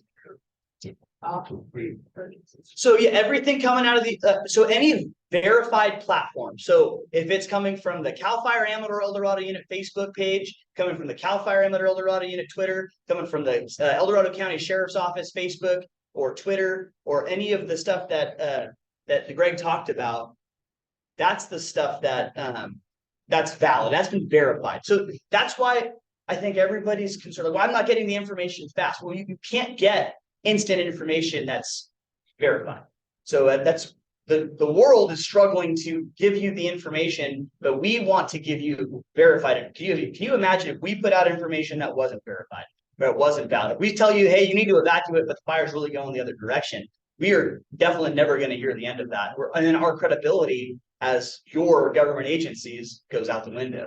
So what we're looking for is to give you guys verified information that's valid. I think it's important that everybody walk away with it's like. Easy. They get yelled at. I have do not rely on the government to tell you what to do. Yeah. Okay? No, serious, no. This is the biggest thing to take away tonight. Okay? All of this technology, 5 things that you pointed out are good. They're fruitful. They're tools. Even our stuff is tools. Okay? You get woken up by hearing sirens in the middle of the night, and then you hear another set of sirens, then you hear another set of sirens, then you hear another set of sirens. And your gut is going, something's not right, dude. Then you start looking into this. And you wake up and you smell really strong smell of smoke. Let's say you call sheriff's dispatch. They go, yeah, there's a fire. Here's where it's at. You go, gosh, that's like canyon next to us. You know, you have a bunch of family, animals, whatever, get up and start doing something. You can always retrace. Do not rely on the app, do not rely on perimeter, do not rely on to take away your gut. If you feel you need to get out, get out. This is the biggest problem that we have in these incidents. Is when are you going to tell me to leave? We may not tell you to leave. I was woken up at 10 o'clock in the evening on the night of Chris's Plattsburgh. I was sound asleep after working almost 18 hours on that fire. I was on a phone call like 2 hours prior, going, this doesn't feel right. No, they're telling me it's okay. They'll get a handle on it. 2 hours later, I'm driving as fast as I could possibly drive from Placerville up there to a red inferno. And I sat up there for about 2 hours before these guys told me to get off the hills.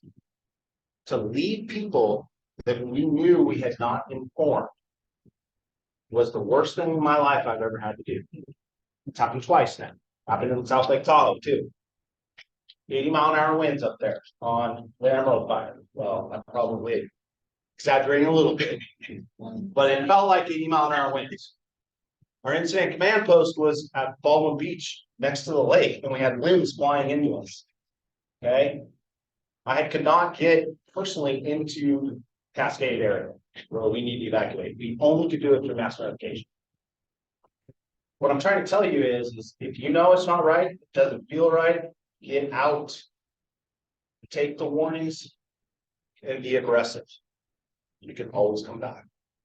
And you can always look at us and go, you told me to leave, or we left, and it was a nightmare, but at least you're there. It's when you get trapped, or it's so bad, like Grizzly Flats, and it consumes you and takes your life.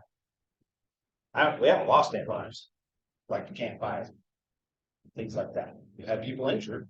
On one fire, there was 2 people injured that night. It wasn't bad, but if they would have gotten out during the warnings, they would not have been injured.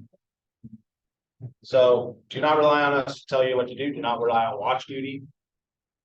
You know, rely on your neighbors. Neighbors being neighbors. This doesn't feel right. I just see smoke. I hear all the sirens, but Cal Fire's telling us, yeah, we're gonna get it. You know you have a lot to do to get off the hill. Get off the hill. Go watch a movie. Hopefully perimeter will be updated in a couple hours. And it's all okay. So I just needed to express myself on that.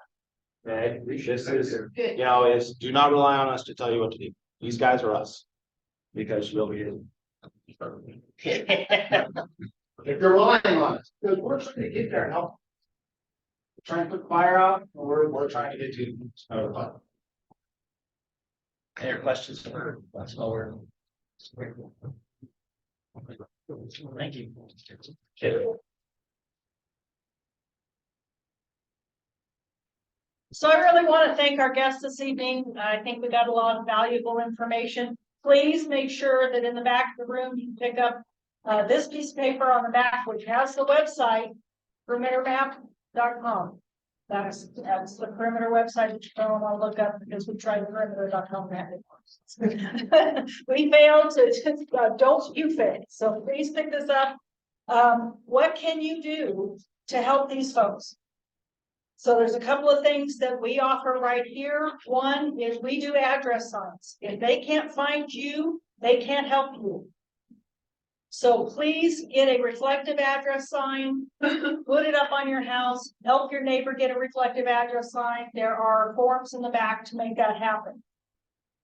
We have trained defensible space evaluators in this Fire Safety Council who are willing to come out for free and do an evaluation of your property. Please take advantage of them. If nothing more than just to confirm what you know. It is important to take care of your property, to take care of your neighbors.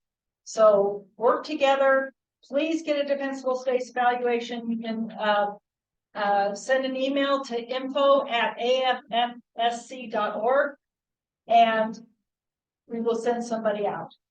The third thing is remember that the El Dorado County Fire Safe Council has assistance programs where they also will help seniors, veterans, low income, and they have a program for disabled as well.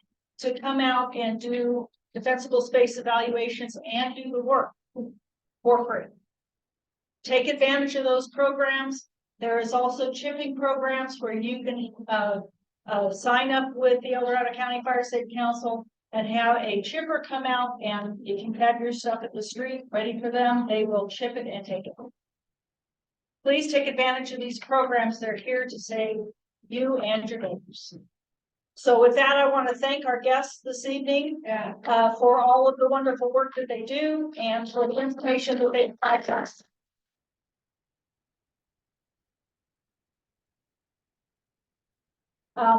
Gentlemen, happy to have you stay, but understand that your time is valuable as we go into the more meeting stuff this evening, but thank you very much. Thank you. Back to kind of meeting stuff, and we do have some unfinished business that folks are gonna want to hear about.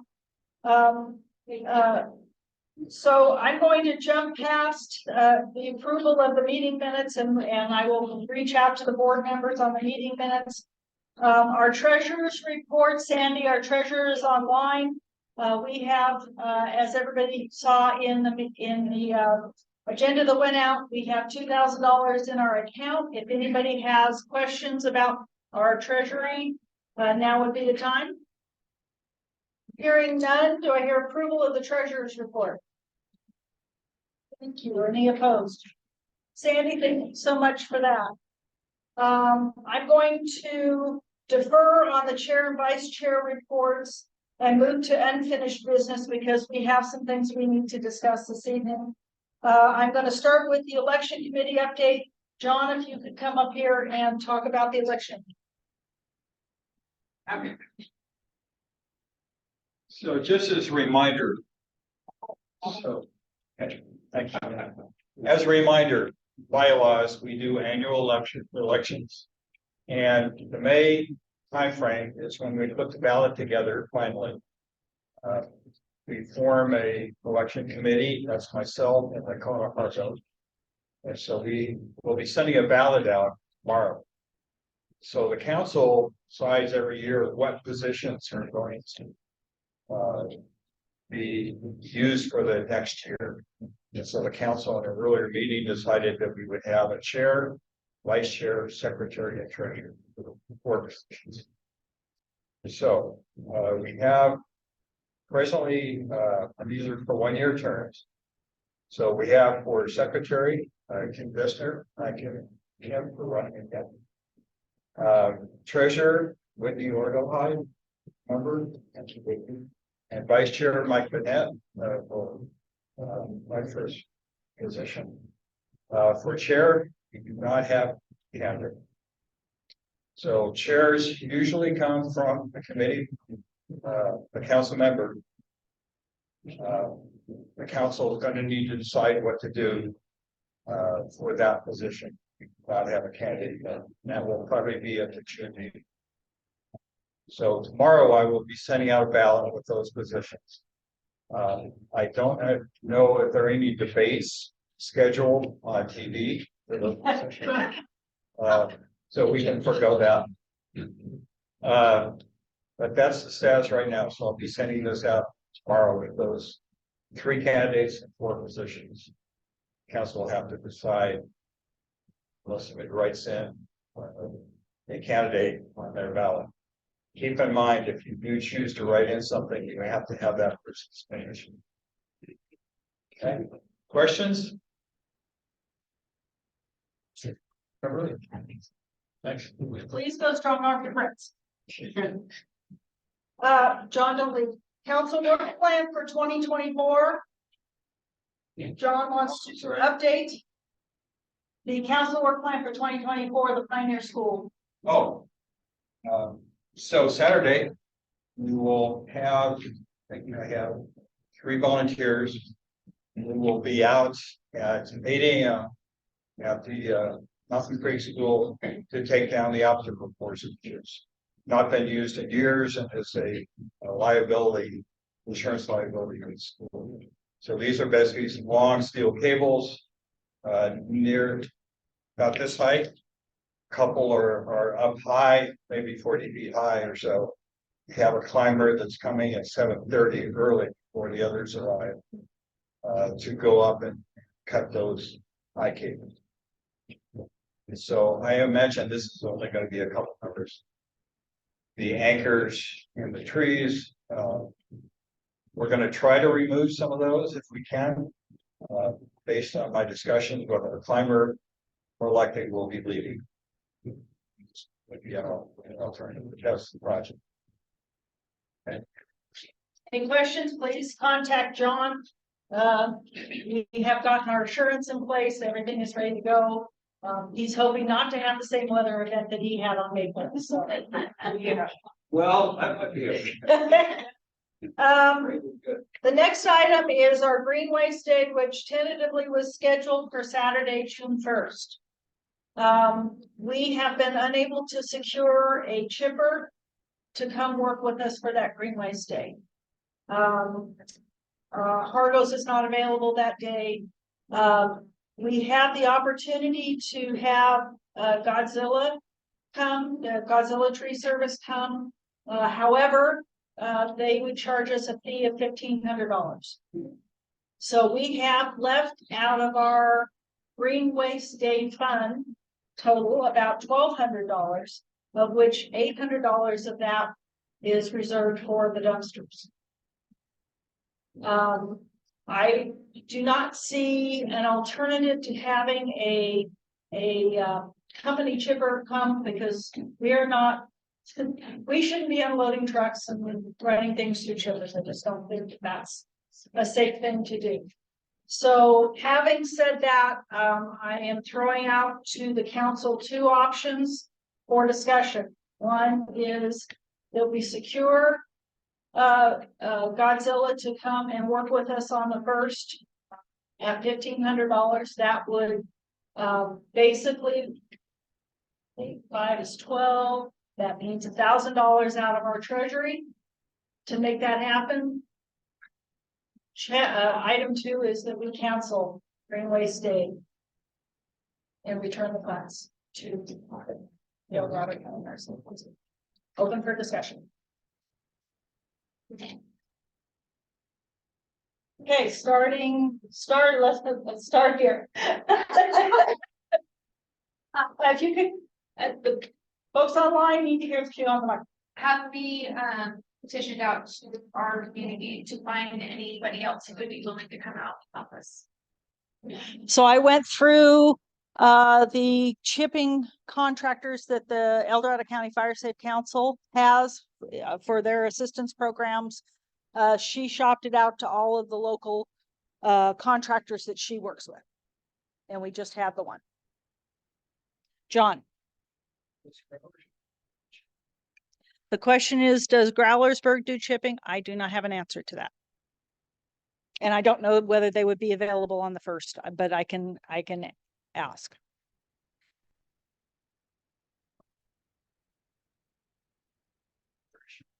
Yep.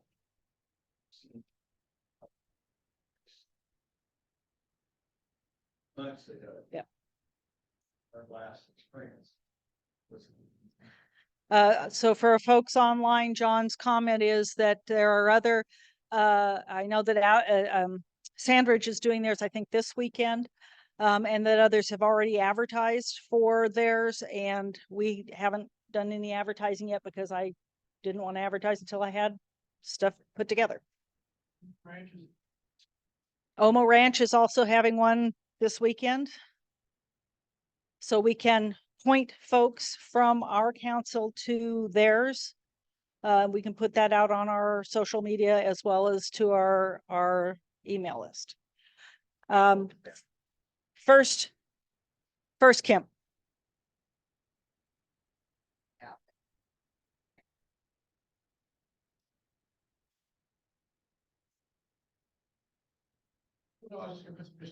No, we have some more questions. So Kim was suggesting that we, following up, that we should put the information on Omo Ranch and Sandridge out on social media. There was a question over here. Jane. We could change the date. That is another option, though the money from the Fire Safe Council has to be spent by the end of June.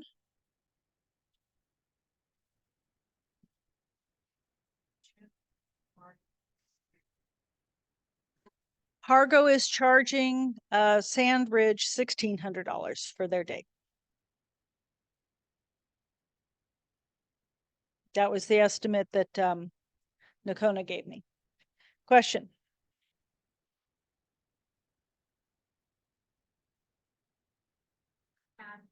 You go. And ship everything is done. Mhm. Done. Great. That fine? We have the same problem.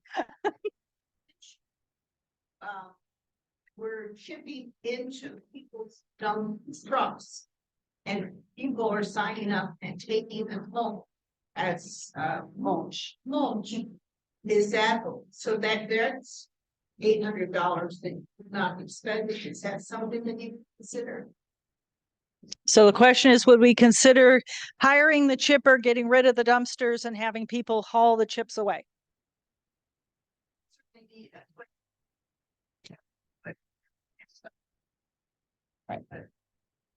Well, it would be a haul away only because we're not going to, we wouldn't have the ability to.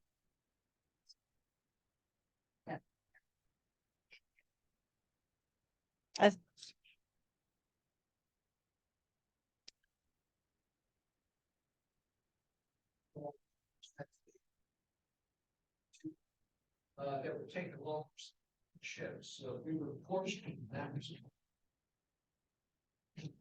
Your community is much larger than ours. It could be easier for you to find someone that has that need and benefit from it. So So Omo Ranch has somebody who's going to take the bulk of the chips. We have not put out for that yet. And I don't know that we would get an answer to that. Sorry, I keep moving. I don't know that we would get an answer to that by June 1st or in time for June 1st.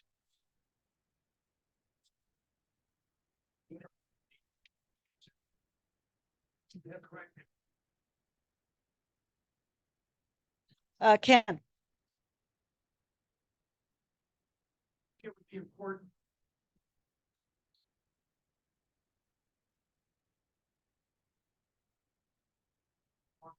To get participation. Just food for thought. We don't like to give money back. What El Dorado County is again providing money to the Fire Safety Council tax free money, which funded with greenway stays. They provided just this week an additional tranche of the 2023 funding. The leadership at the El Dorado County Fire Safety Council is still very supportive of putting out another round of funding for greenway stays this next year.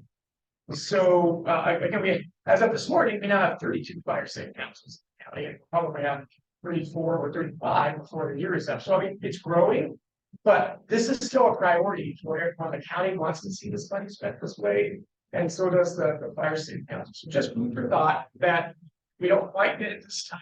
Maybe we put support thought into making this work sometime small.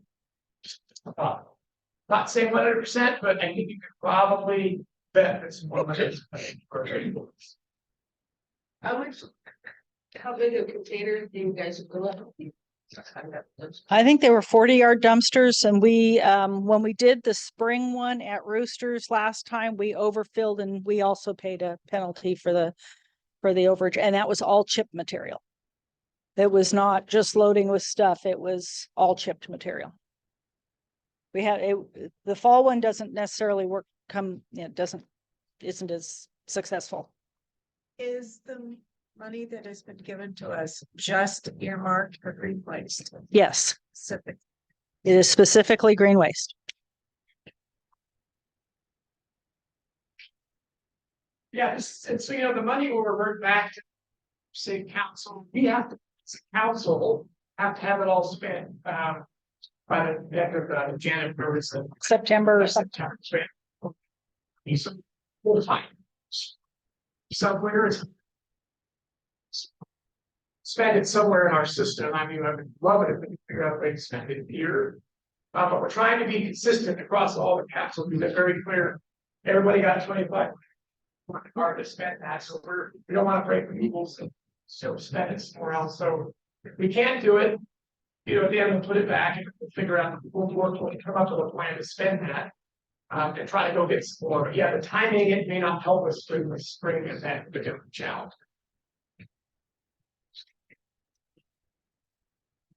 So I'm kind of hearing that it might not be, maybe we defer this one and work towards, John, you have a comment?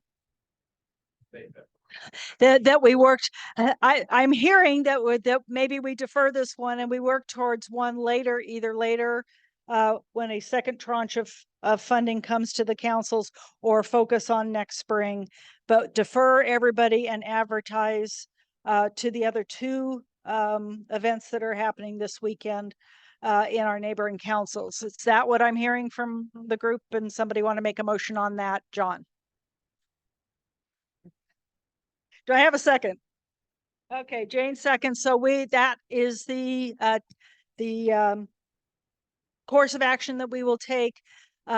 Jane, if you could work on the social media part with our Sandridge and Omo Ranch partners to direct folks their way. I will put out something to our email list saying that the planned one that we have is canceled, and we will come with another one in the future. Thank you for that, because that has been a struggle that has been weighing on me for a little bit. John, do you want to give an update on signs?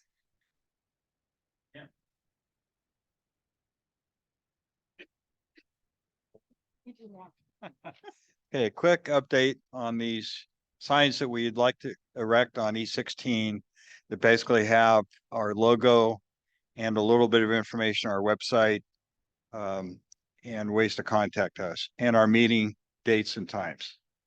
And so we've been looking at locations. Tentatively, we've got owner approval for a location on E16 near River Pines.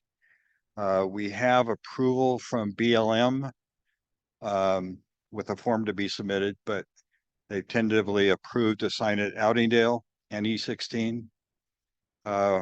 Been unsuccessful in getting approval from the owners of the properties around Somerset, from two owners.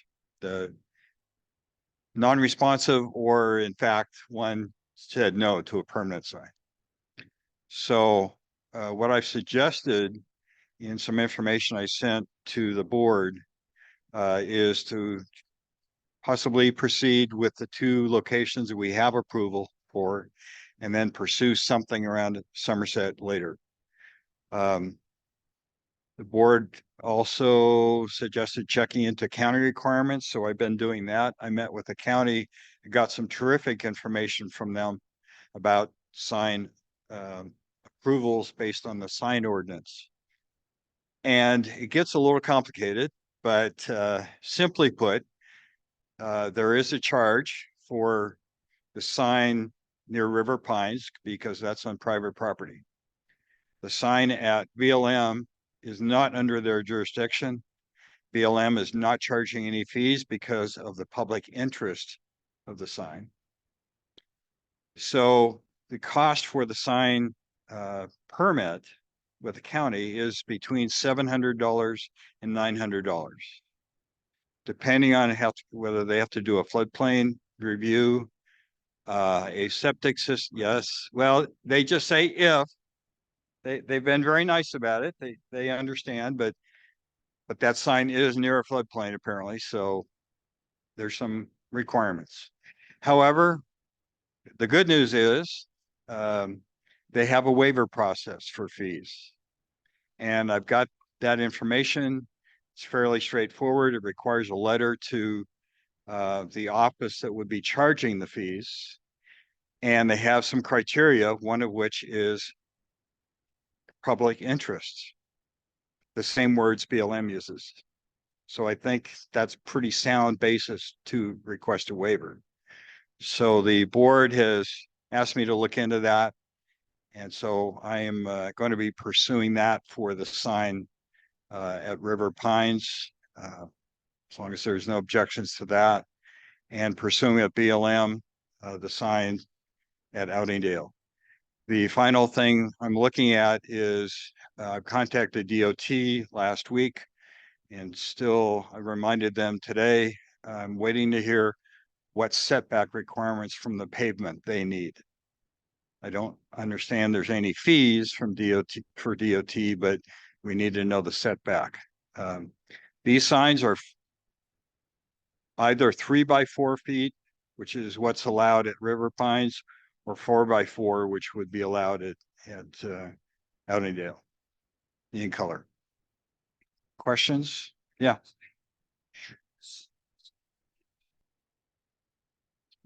Point where this 700 feet is. No. Okay, this is critical. Basically, what the sign ordinance says is for a certain size parcel, you can go to a 3 by 4 sign maximum. You can do something smaller, but doesn't affect the cost. Because they still have to do the same reviews.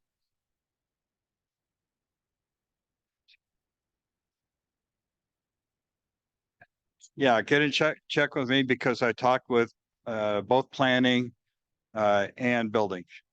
And some really helpful people, so I can get that information to you.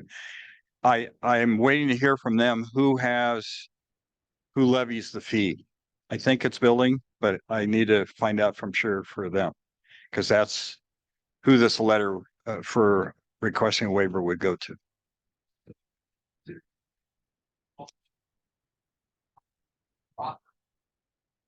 Is that part of the? Their ordinance doesn't make any great distinction between a nonprofit and a for-profit business.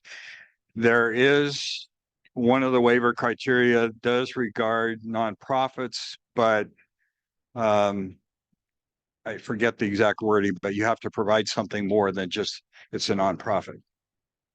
I mean, I have a Revolutionary War reenacting group that's a nonprofit. Am I going to put a sign out on the roads? I don't think there's any benefit to the county to do that, for example.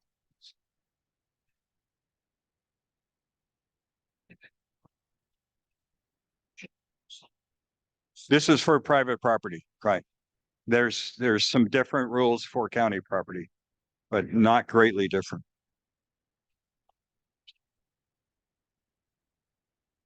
Hi, Mark. Hey, John, it's good to see you. I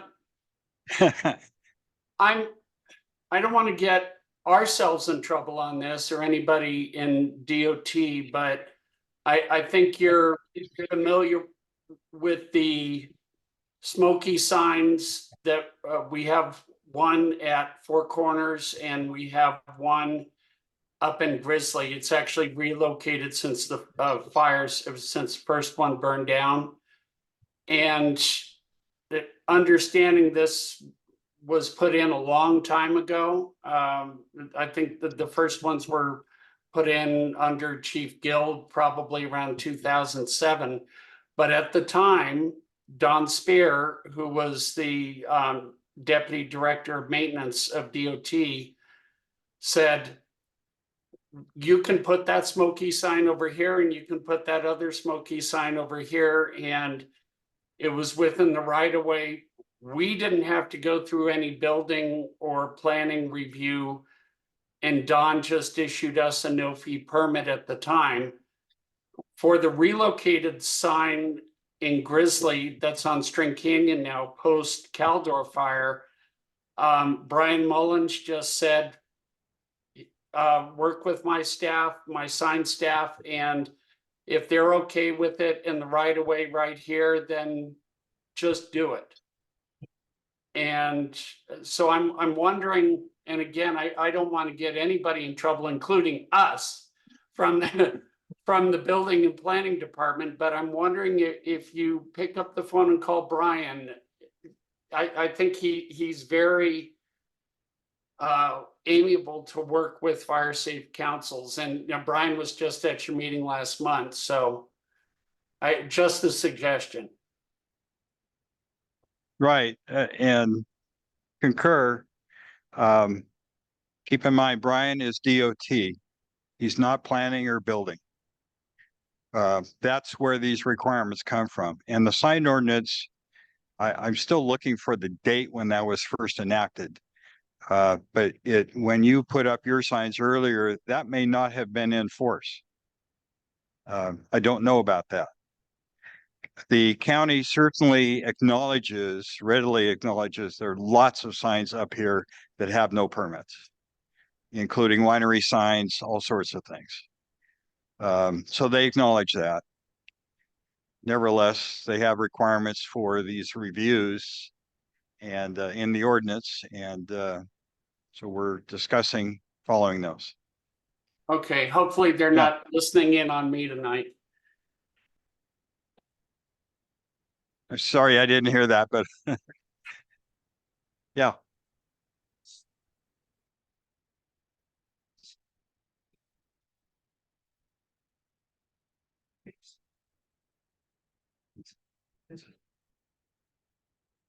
I had, I had intended a signage for Homo Ranch, at 3 locations and got permission, one already from the Homo. So it isn't what I'm getting. It's not simple. And one thing I forgot to mention is for the building department, for that permit, you also have to submit some plans. Now, I asked them, would 8.5 by 11 plans work? And they said, as long as it's legible, they're okay with that. So it doesn't have to be exotic, just a site plan where these are and a quick view of what the sign will look like. Sure. I said, give me this information. And I just attached them to my stake. They were a little irritated that they submitted. So, I think it was something as simple as a sign and the fact that we're involved with the community process as it's quoted as public interest. I just hope you have more success with this. I'm going to be in touch with your board because I don't want to ruffle the feathers of the group. And they really can't fly very straight. So just a reminder that this project is being funded through our grant with West Slope. And some of the requirements to the grant was that we would have landowner approval and approval to place them. So because these are grant funded, the board was concerned and very adamant that we followed the rules to comply with West Slope. So About that. I'm glad you brought up the owner approval because even though we have that verbally, both the permit for the county and the BLM permit require a signature from the owner. Now BLM is their own owner, so it's not a problem, but for the private sign, the county on their form for the permit requires the owner's signature approving the sign. So it's built in. as does West Slope, they wanted written confirmation. Just going through the So, permit process right, would take care of that requirement. correct. So thank you, John, on that update. We have not yet received our funding from West Slope, and I know Scott was on earlier. So we are getting all of our background work done before we actually move forward with the acquisition and actual installation. So that's kind of the process that we're in there. Item D, updated council boundary map. We're still working on clearing up our borders with our partner neighbor fire safe councils. I know that the map has been submitted to GIS for the first kind of updated draft. So I anticipate that I will have that next month. Yes. Yes, they're going to correct the existing map to make sure the map is parcel specific. A parcel will be in one fire safe council, not 2. And to add our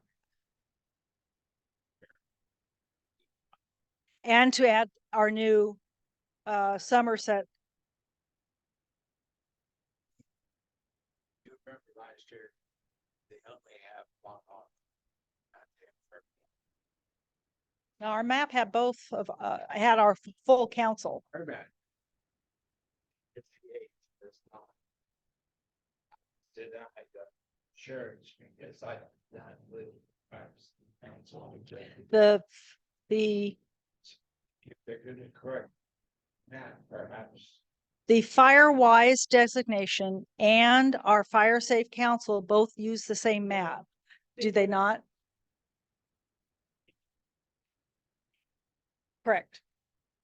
In their file. So, yes, so Richie should be working on that as well. Future, the new business, item A is future council meeting presentations in June. It's going to be a business meeting. It will be elections.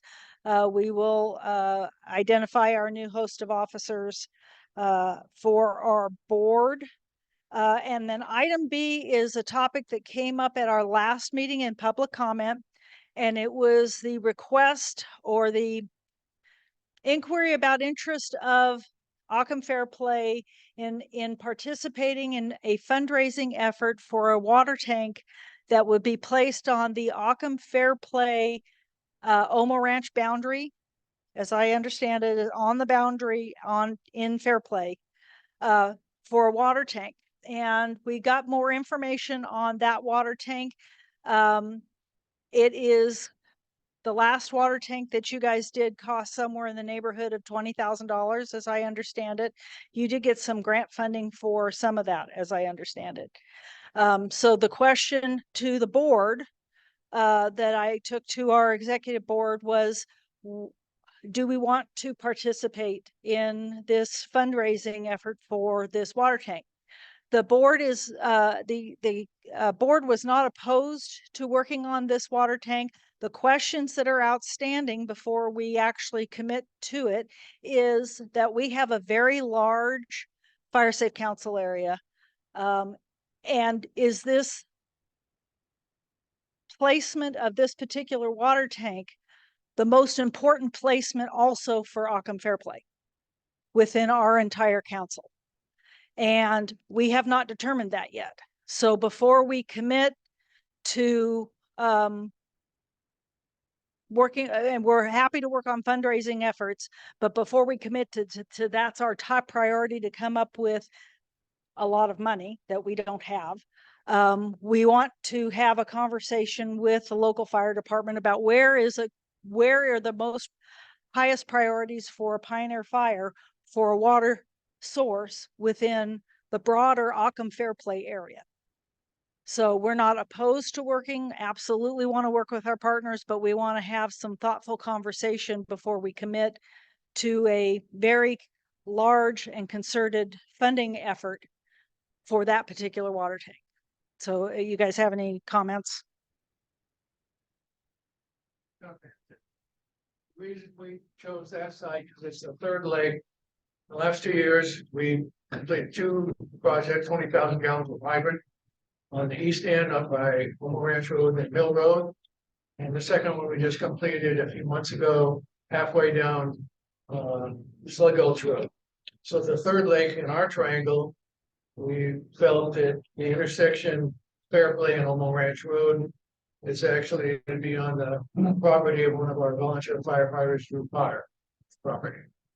So for that would secure our triangle for our community and also be helpful to your community in some fashion. Questions or comments from the council, from our council? Kim? Always made. Got a $20,000 water tank on their property. So. I mean, I don't know if that would matter. Yeah. I don't know. It's Greenleaf's Winery right there off Bumble Ranch and Golden Leaf, yeah. Yeah, they've got the 20,000 gallons, so that's all I know. So it's pretty close to that same corner. You know, most of the firefighters think that more is better. But maybe it doesn't have a hydrant. I think what Christopher's isolated here is an excellent location. And we get. Well, so this is Ken, we had this discussion and we're definitely. Like the idea of more water supply. I think our discussion was, it's a lot of effort. I mean, we're gonna put a lot of effort into a significant fundraising. We've got some other areas in Occoquan Fairplay, for example, in the DeAugustini area, we've got, a multi-thousand gallon water tank that hasn't been serviceable for a number of years. That's kind of right in a center of the portion of our fire safe council. So would we do better serve that in working with Pioneer Fire, see what's appropriate to fix that one? If we're gonna leverage our effort time to fundraise, what's the best bang for our buck? It's not to take away from that, because that is critical, but it really did make us think. What are the other places we should be thinking about? I mean, maybe we can do both, but we really wanted to put some thought into it. Shyla. Chief Witt at his meeting yesterday talked about the spirit of the Fire Safe County councils coming together and helping with water tanks. He said it is the spirit that is the most important thing. And so when I hear you talk about fire water tanks that are not up and running, having that conversation, it truly doesn't matter where the water is coming from, as long as you're moving towards addressing a problem of inadequate water. And so the funding project that Chris is doing was funded through Westlow, the fire department, PVFA, and then a portion was from Omaha Ranch Fire Safe Council. So we had quarter contributions. So Yeah, they all gave about $5,000. yeah, so it wasn't, we had to raise $20,000. So whatever you guys decide is absolutely fine with us. We're not, what we're looking at is how do we best serve the people that fight fires? So Absolutely, and we totally agree with that, but it gave us pause for thought. It is, we haven't thought about it for our own organization either. Right. Right. So we are not saying that we don't want to participate. In fact, we probably would participate just as a good partner, but we also want to recognize that we need to look at our other opportunities that we have. For example, this particular water tank that's there, we know that across the street is a large water tank that can service some of this end right here at Dollar General, and has in the past. They've used that. So, John. Yes, I might suggest if there's a couple of council members that can take up the slack from you having to do things and kind of pursue this. There's a legal issue I'm not going to mention now, but that needs to be discussed. So I can talk to somebody about that later.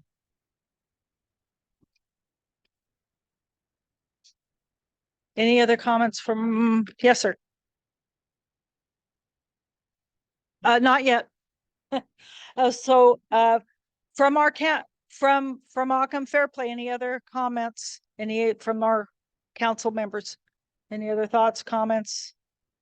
So then I would propose that we do have a conversation with Pioneer Fire. We do look at our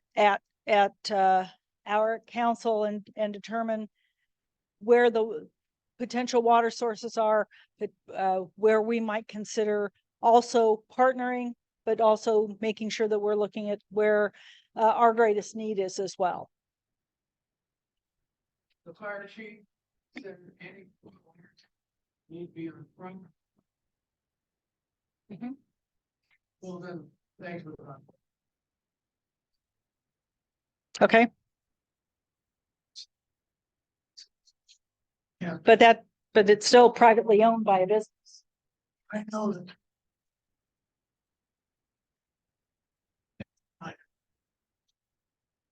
Might be really advantageous getting water banned. If we get more hydrants out in the tanks that exist, yeah. Absolutely. In case folks didn't hear, the discussion was, it might be advantageous for us to work to get more hydrants available on private water tanks that are already out here. To the road where it- So that's a consideration. Well, That's not true.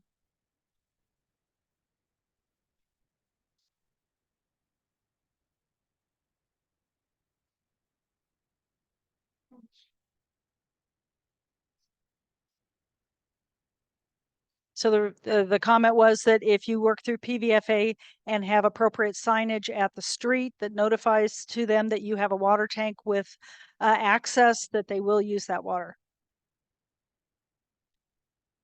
All right, having moved on from that for now, not that we are not going to participate, but we want to work together with you and also look at what is in Occam's purview. Public comment is now open. Jane. We're trying to educate our community. Well, I'm working on educating the young children over at Pioneer Elementary School, do an annual Smoky Bear poster contest. And they learn about, preventing wildfires. And so you're all invited to come to the assembly tomorrow at 2:00 over at Pioneer Gym, where we are going to present awards to the participants. And we did have 2 state awards, not first place, but a 3rd and a 5th place. So it's a way to also educate our youth on fire safety. That's awesome. That's awesome. Congratulations to the students who won 3rd and 5th statewide. That's awesome. So, All right. Says to your outreach to promote assessments and evaluations on some property. What's been the most successful for you? Because we're at a standstill. In the beginning, we covered about 20% of the community, and now we're just having difficulty in our outreach. What happened and how successful has it been? So I wouldn't say we've been overly successful, and Tom can probably.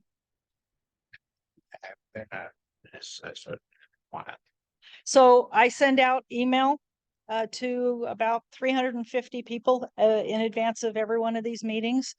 Oftentimes it includes that message. Jane includes in her newsletter advertising that we do these assessments. They're put out on Facebook and through our social media periodically, but we're not getting a lot of people who are interested in the assessments. We really pushed the assessments prior to the actual defensible space inspections that happened in Outingdale, and I don't think we got a lot of takers there either, even though they knew that inspections were coming. So it is a difficult topic for us right now. And something that the El Dorado Fire Safe Council is working on collectively across all the councils, because we're not the only ones having that problem. Charlotte. you said.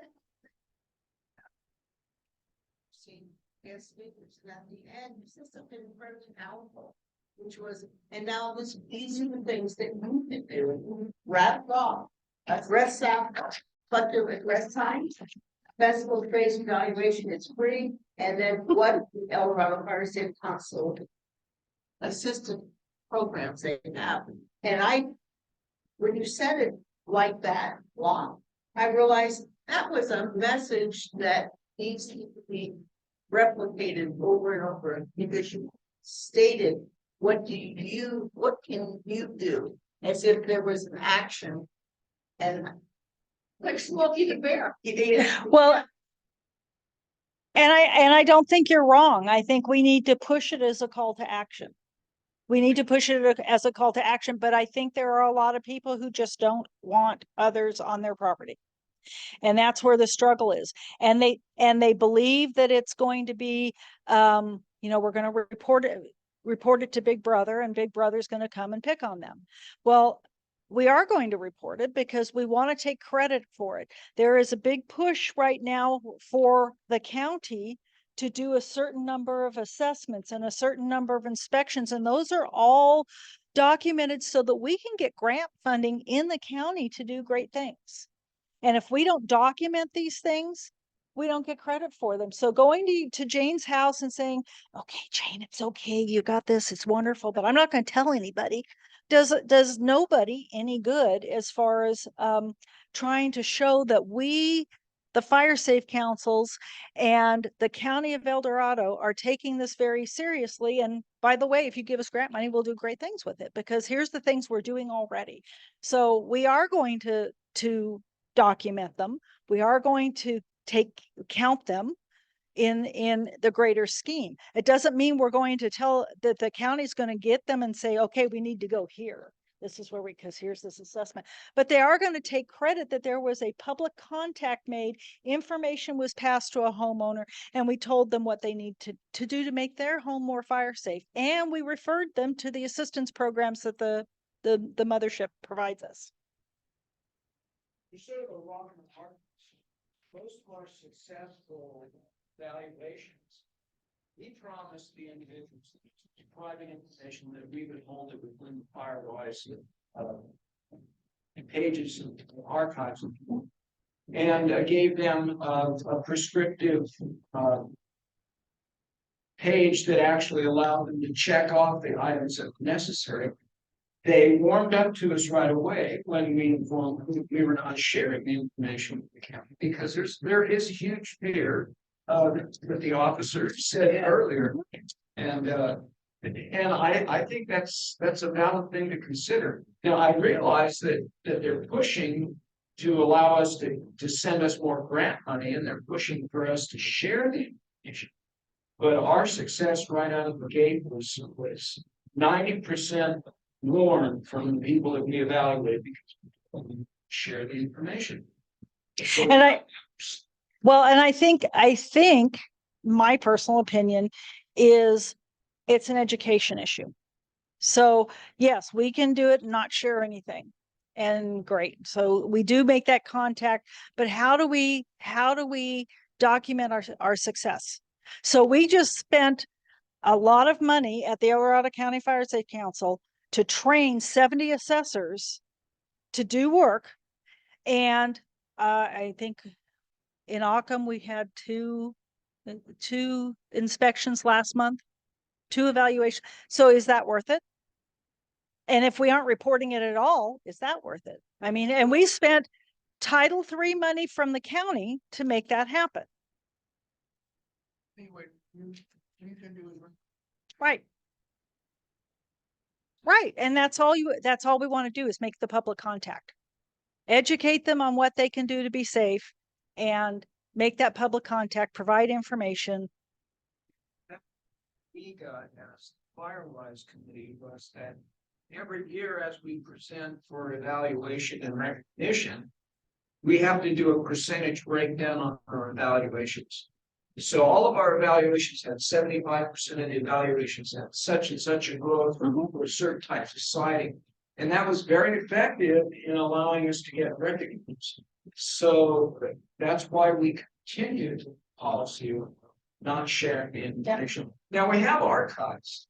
And if we were to unload the archives, then that maybe that has validity with one of the grant process, but I'm stuck. I continue doing it or start sharing. I think you ought to start Sharing with Absolutely. It's very clear. It is about grant money. It's also about creating a wave of doing assessment and making these. It needs to be that plan. And it's also about getting statistics on what are the things we need to focus on. If 90% of the homes don't have, and I'm going to use 0 to 5 because I know 90% of the homes don't have 0 to 5. It's not required yet, but then how do we know what to target if we don't have the data based from our assessments to know what to target? We can answer that. We broke our district into zones. And we had each zone evaluated accordingly. So we know that zone 5 has only covered 10% of the evaluation, so we focus more on that zone. And so that's what we did with that. So I have one. So resolution.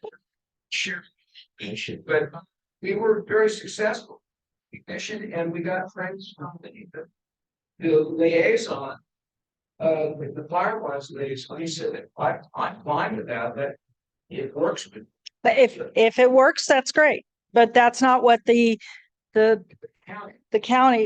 Dorado County Fire Safe Council training that we gave at the El Dorado County Fire Safe Council, that's not what we prescribed.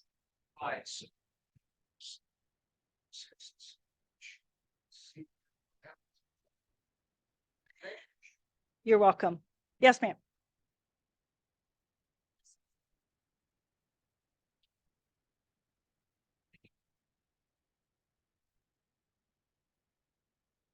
Way communities. Yeah, like any of those that maybe about that. We also. We have posted it on our Facebook.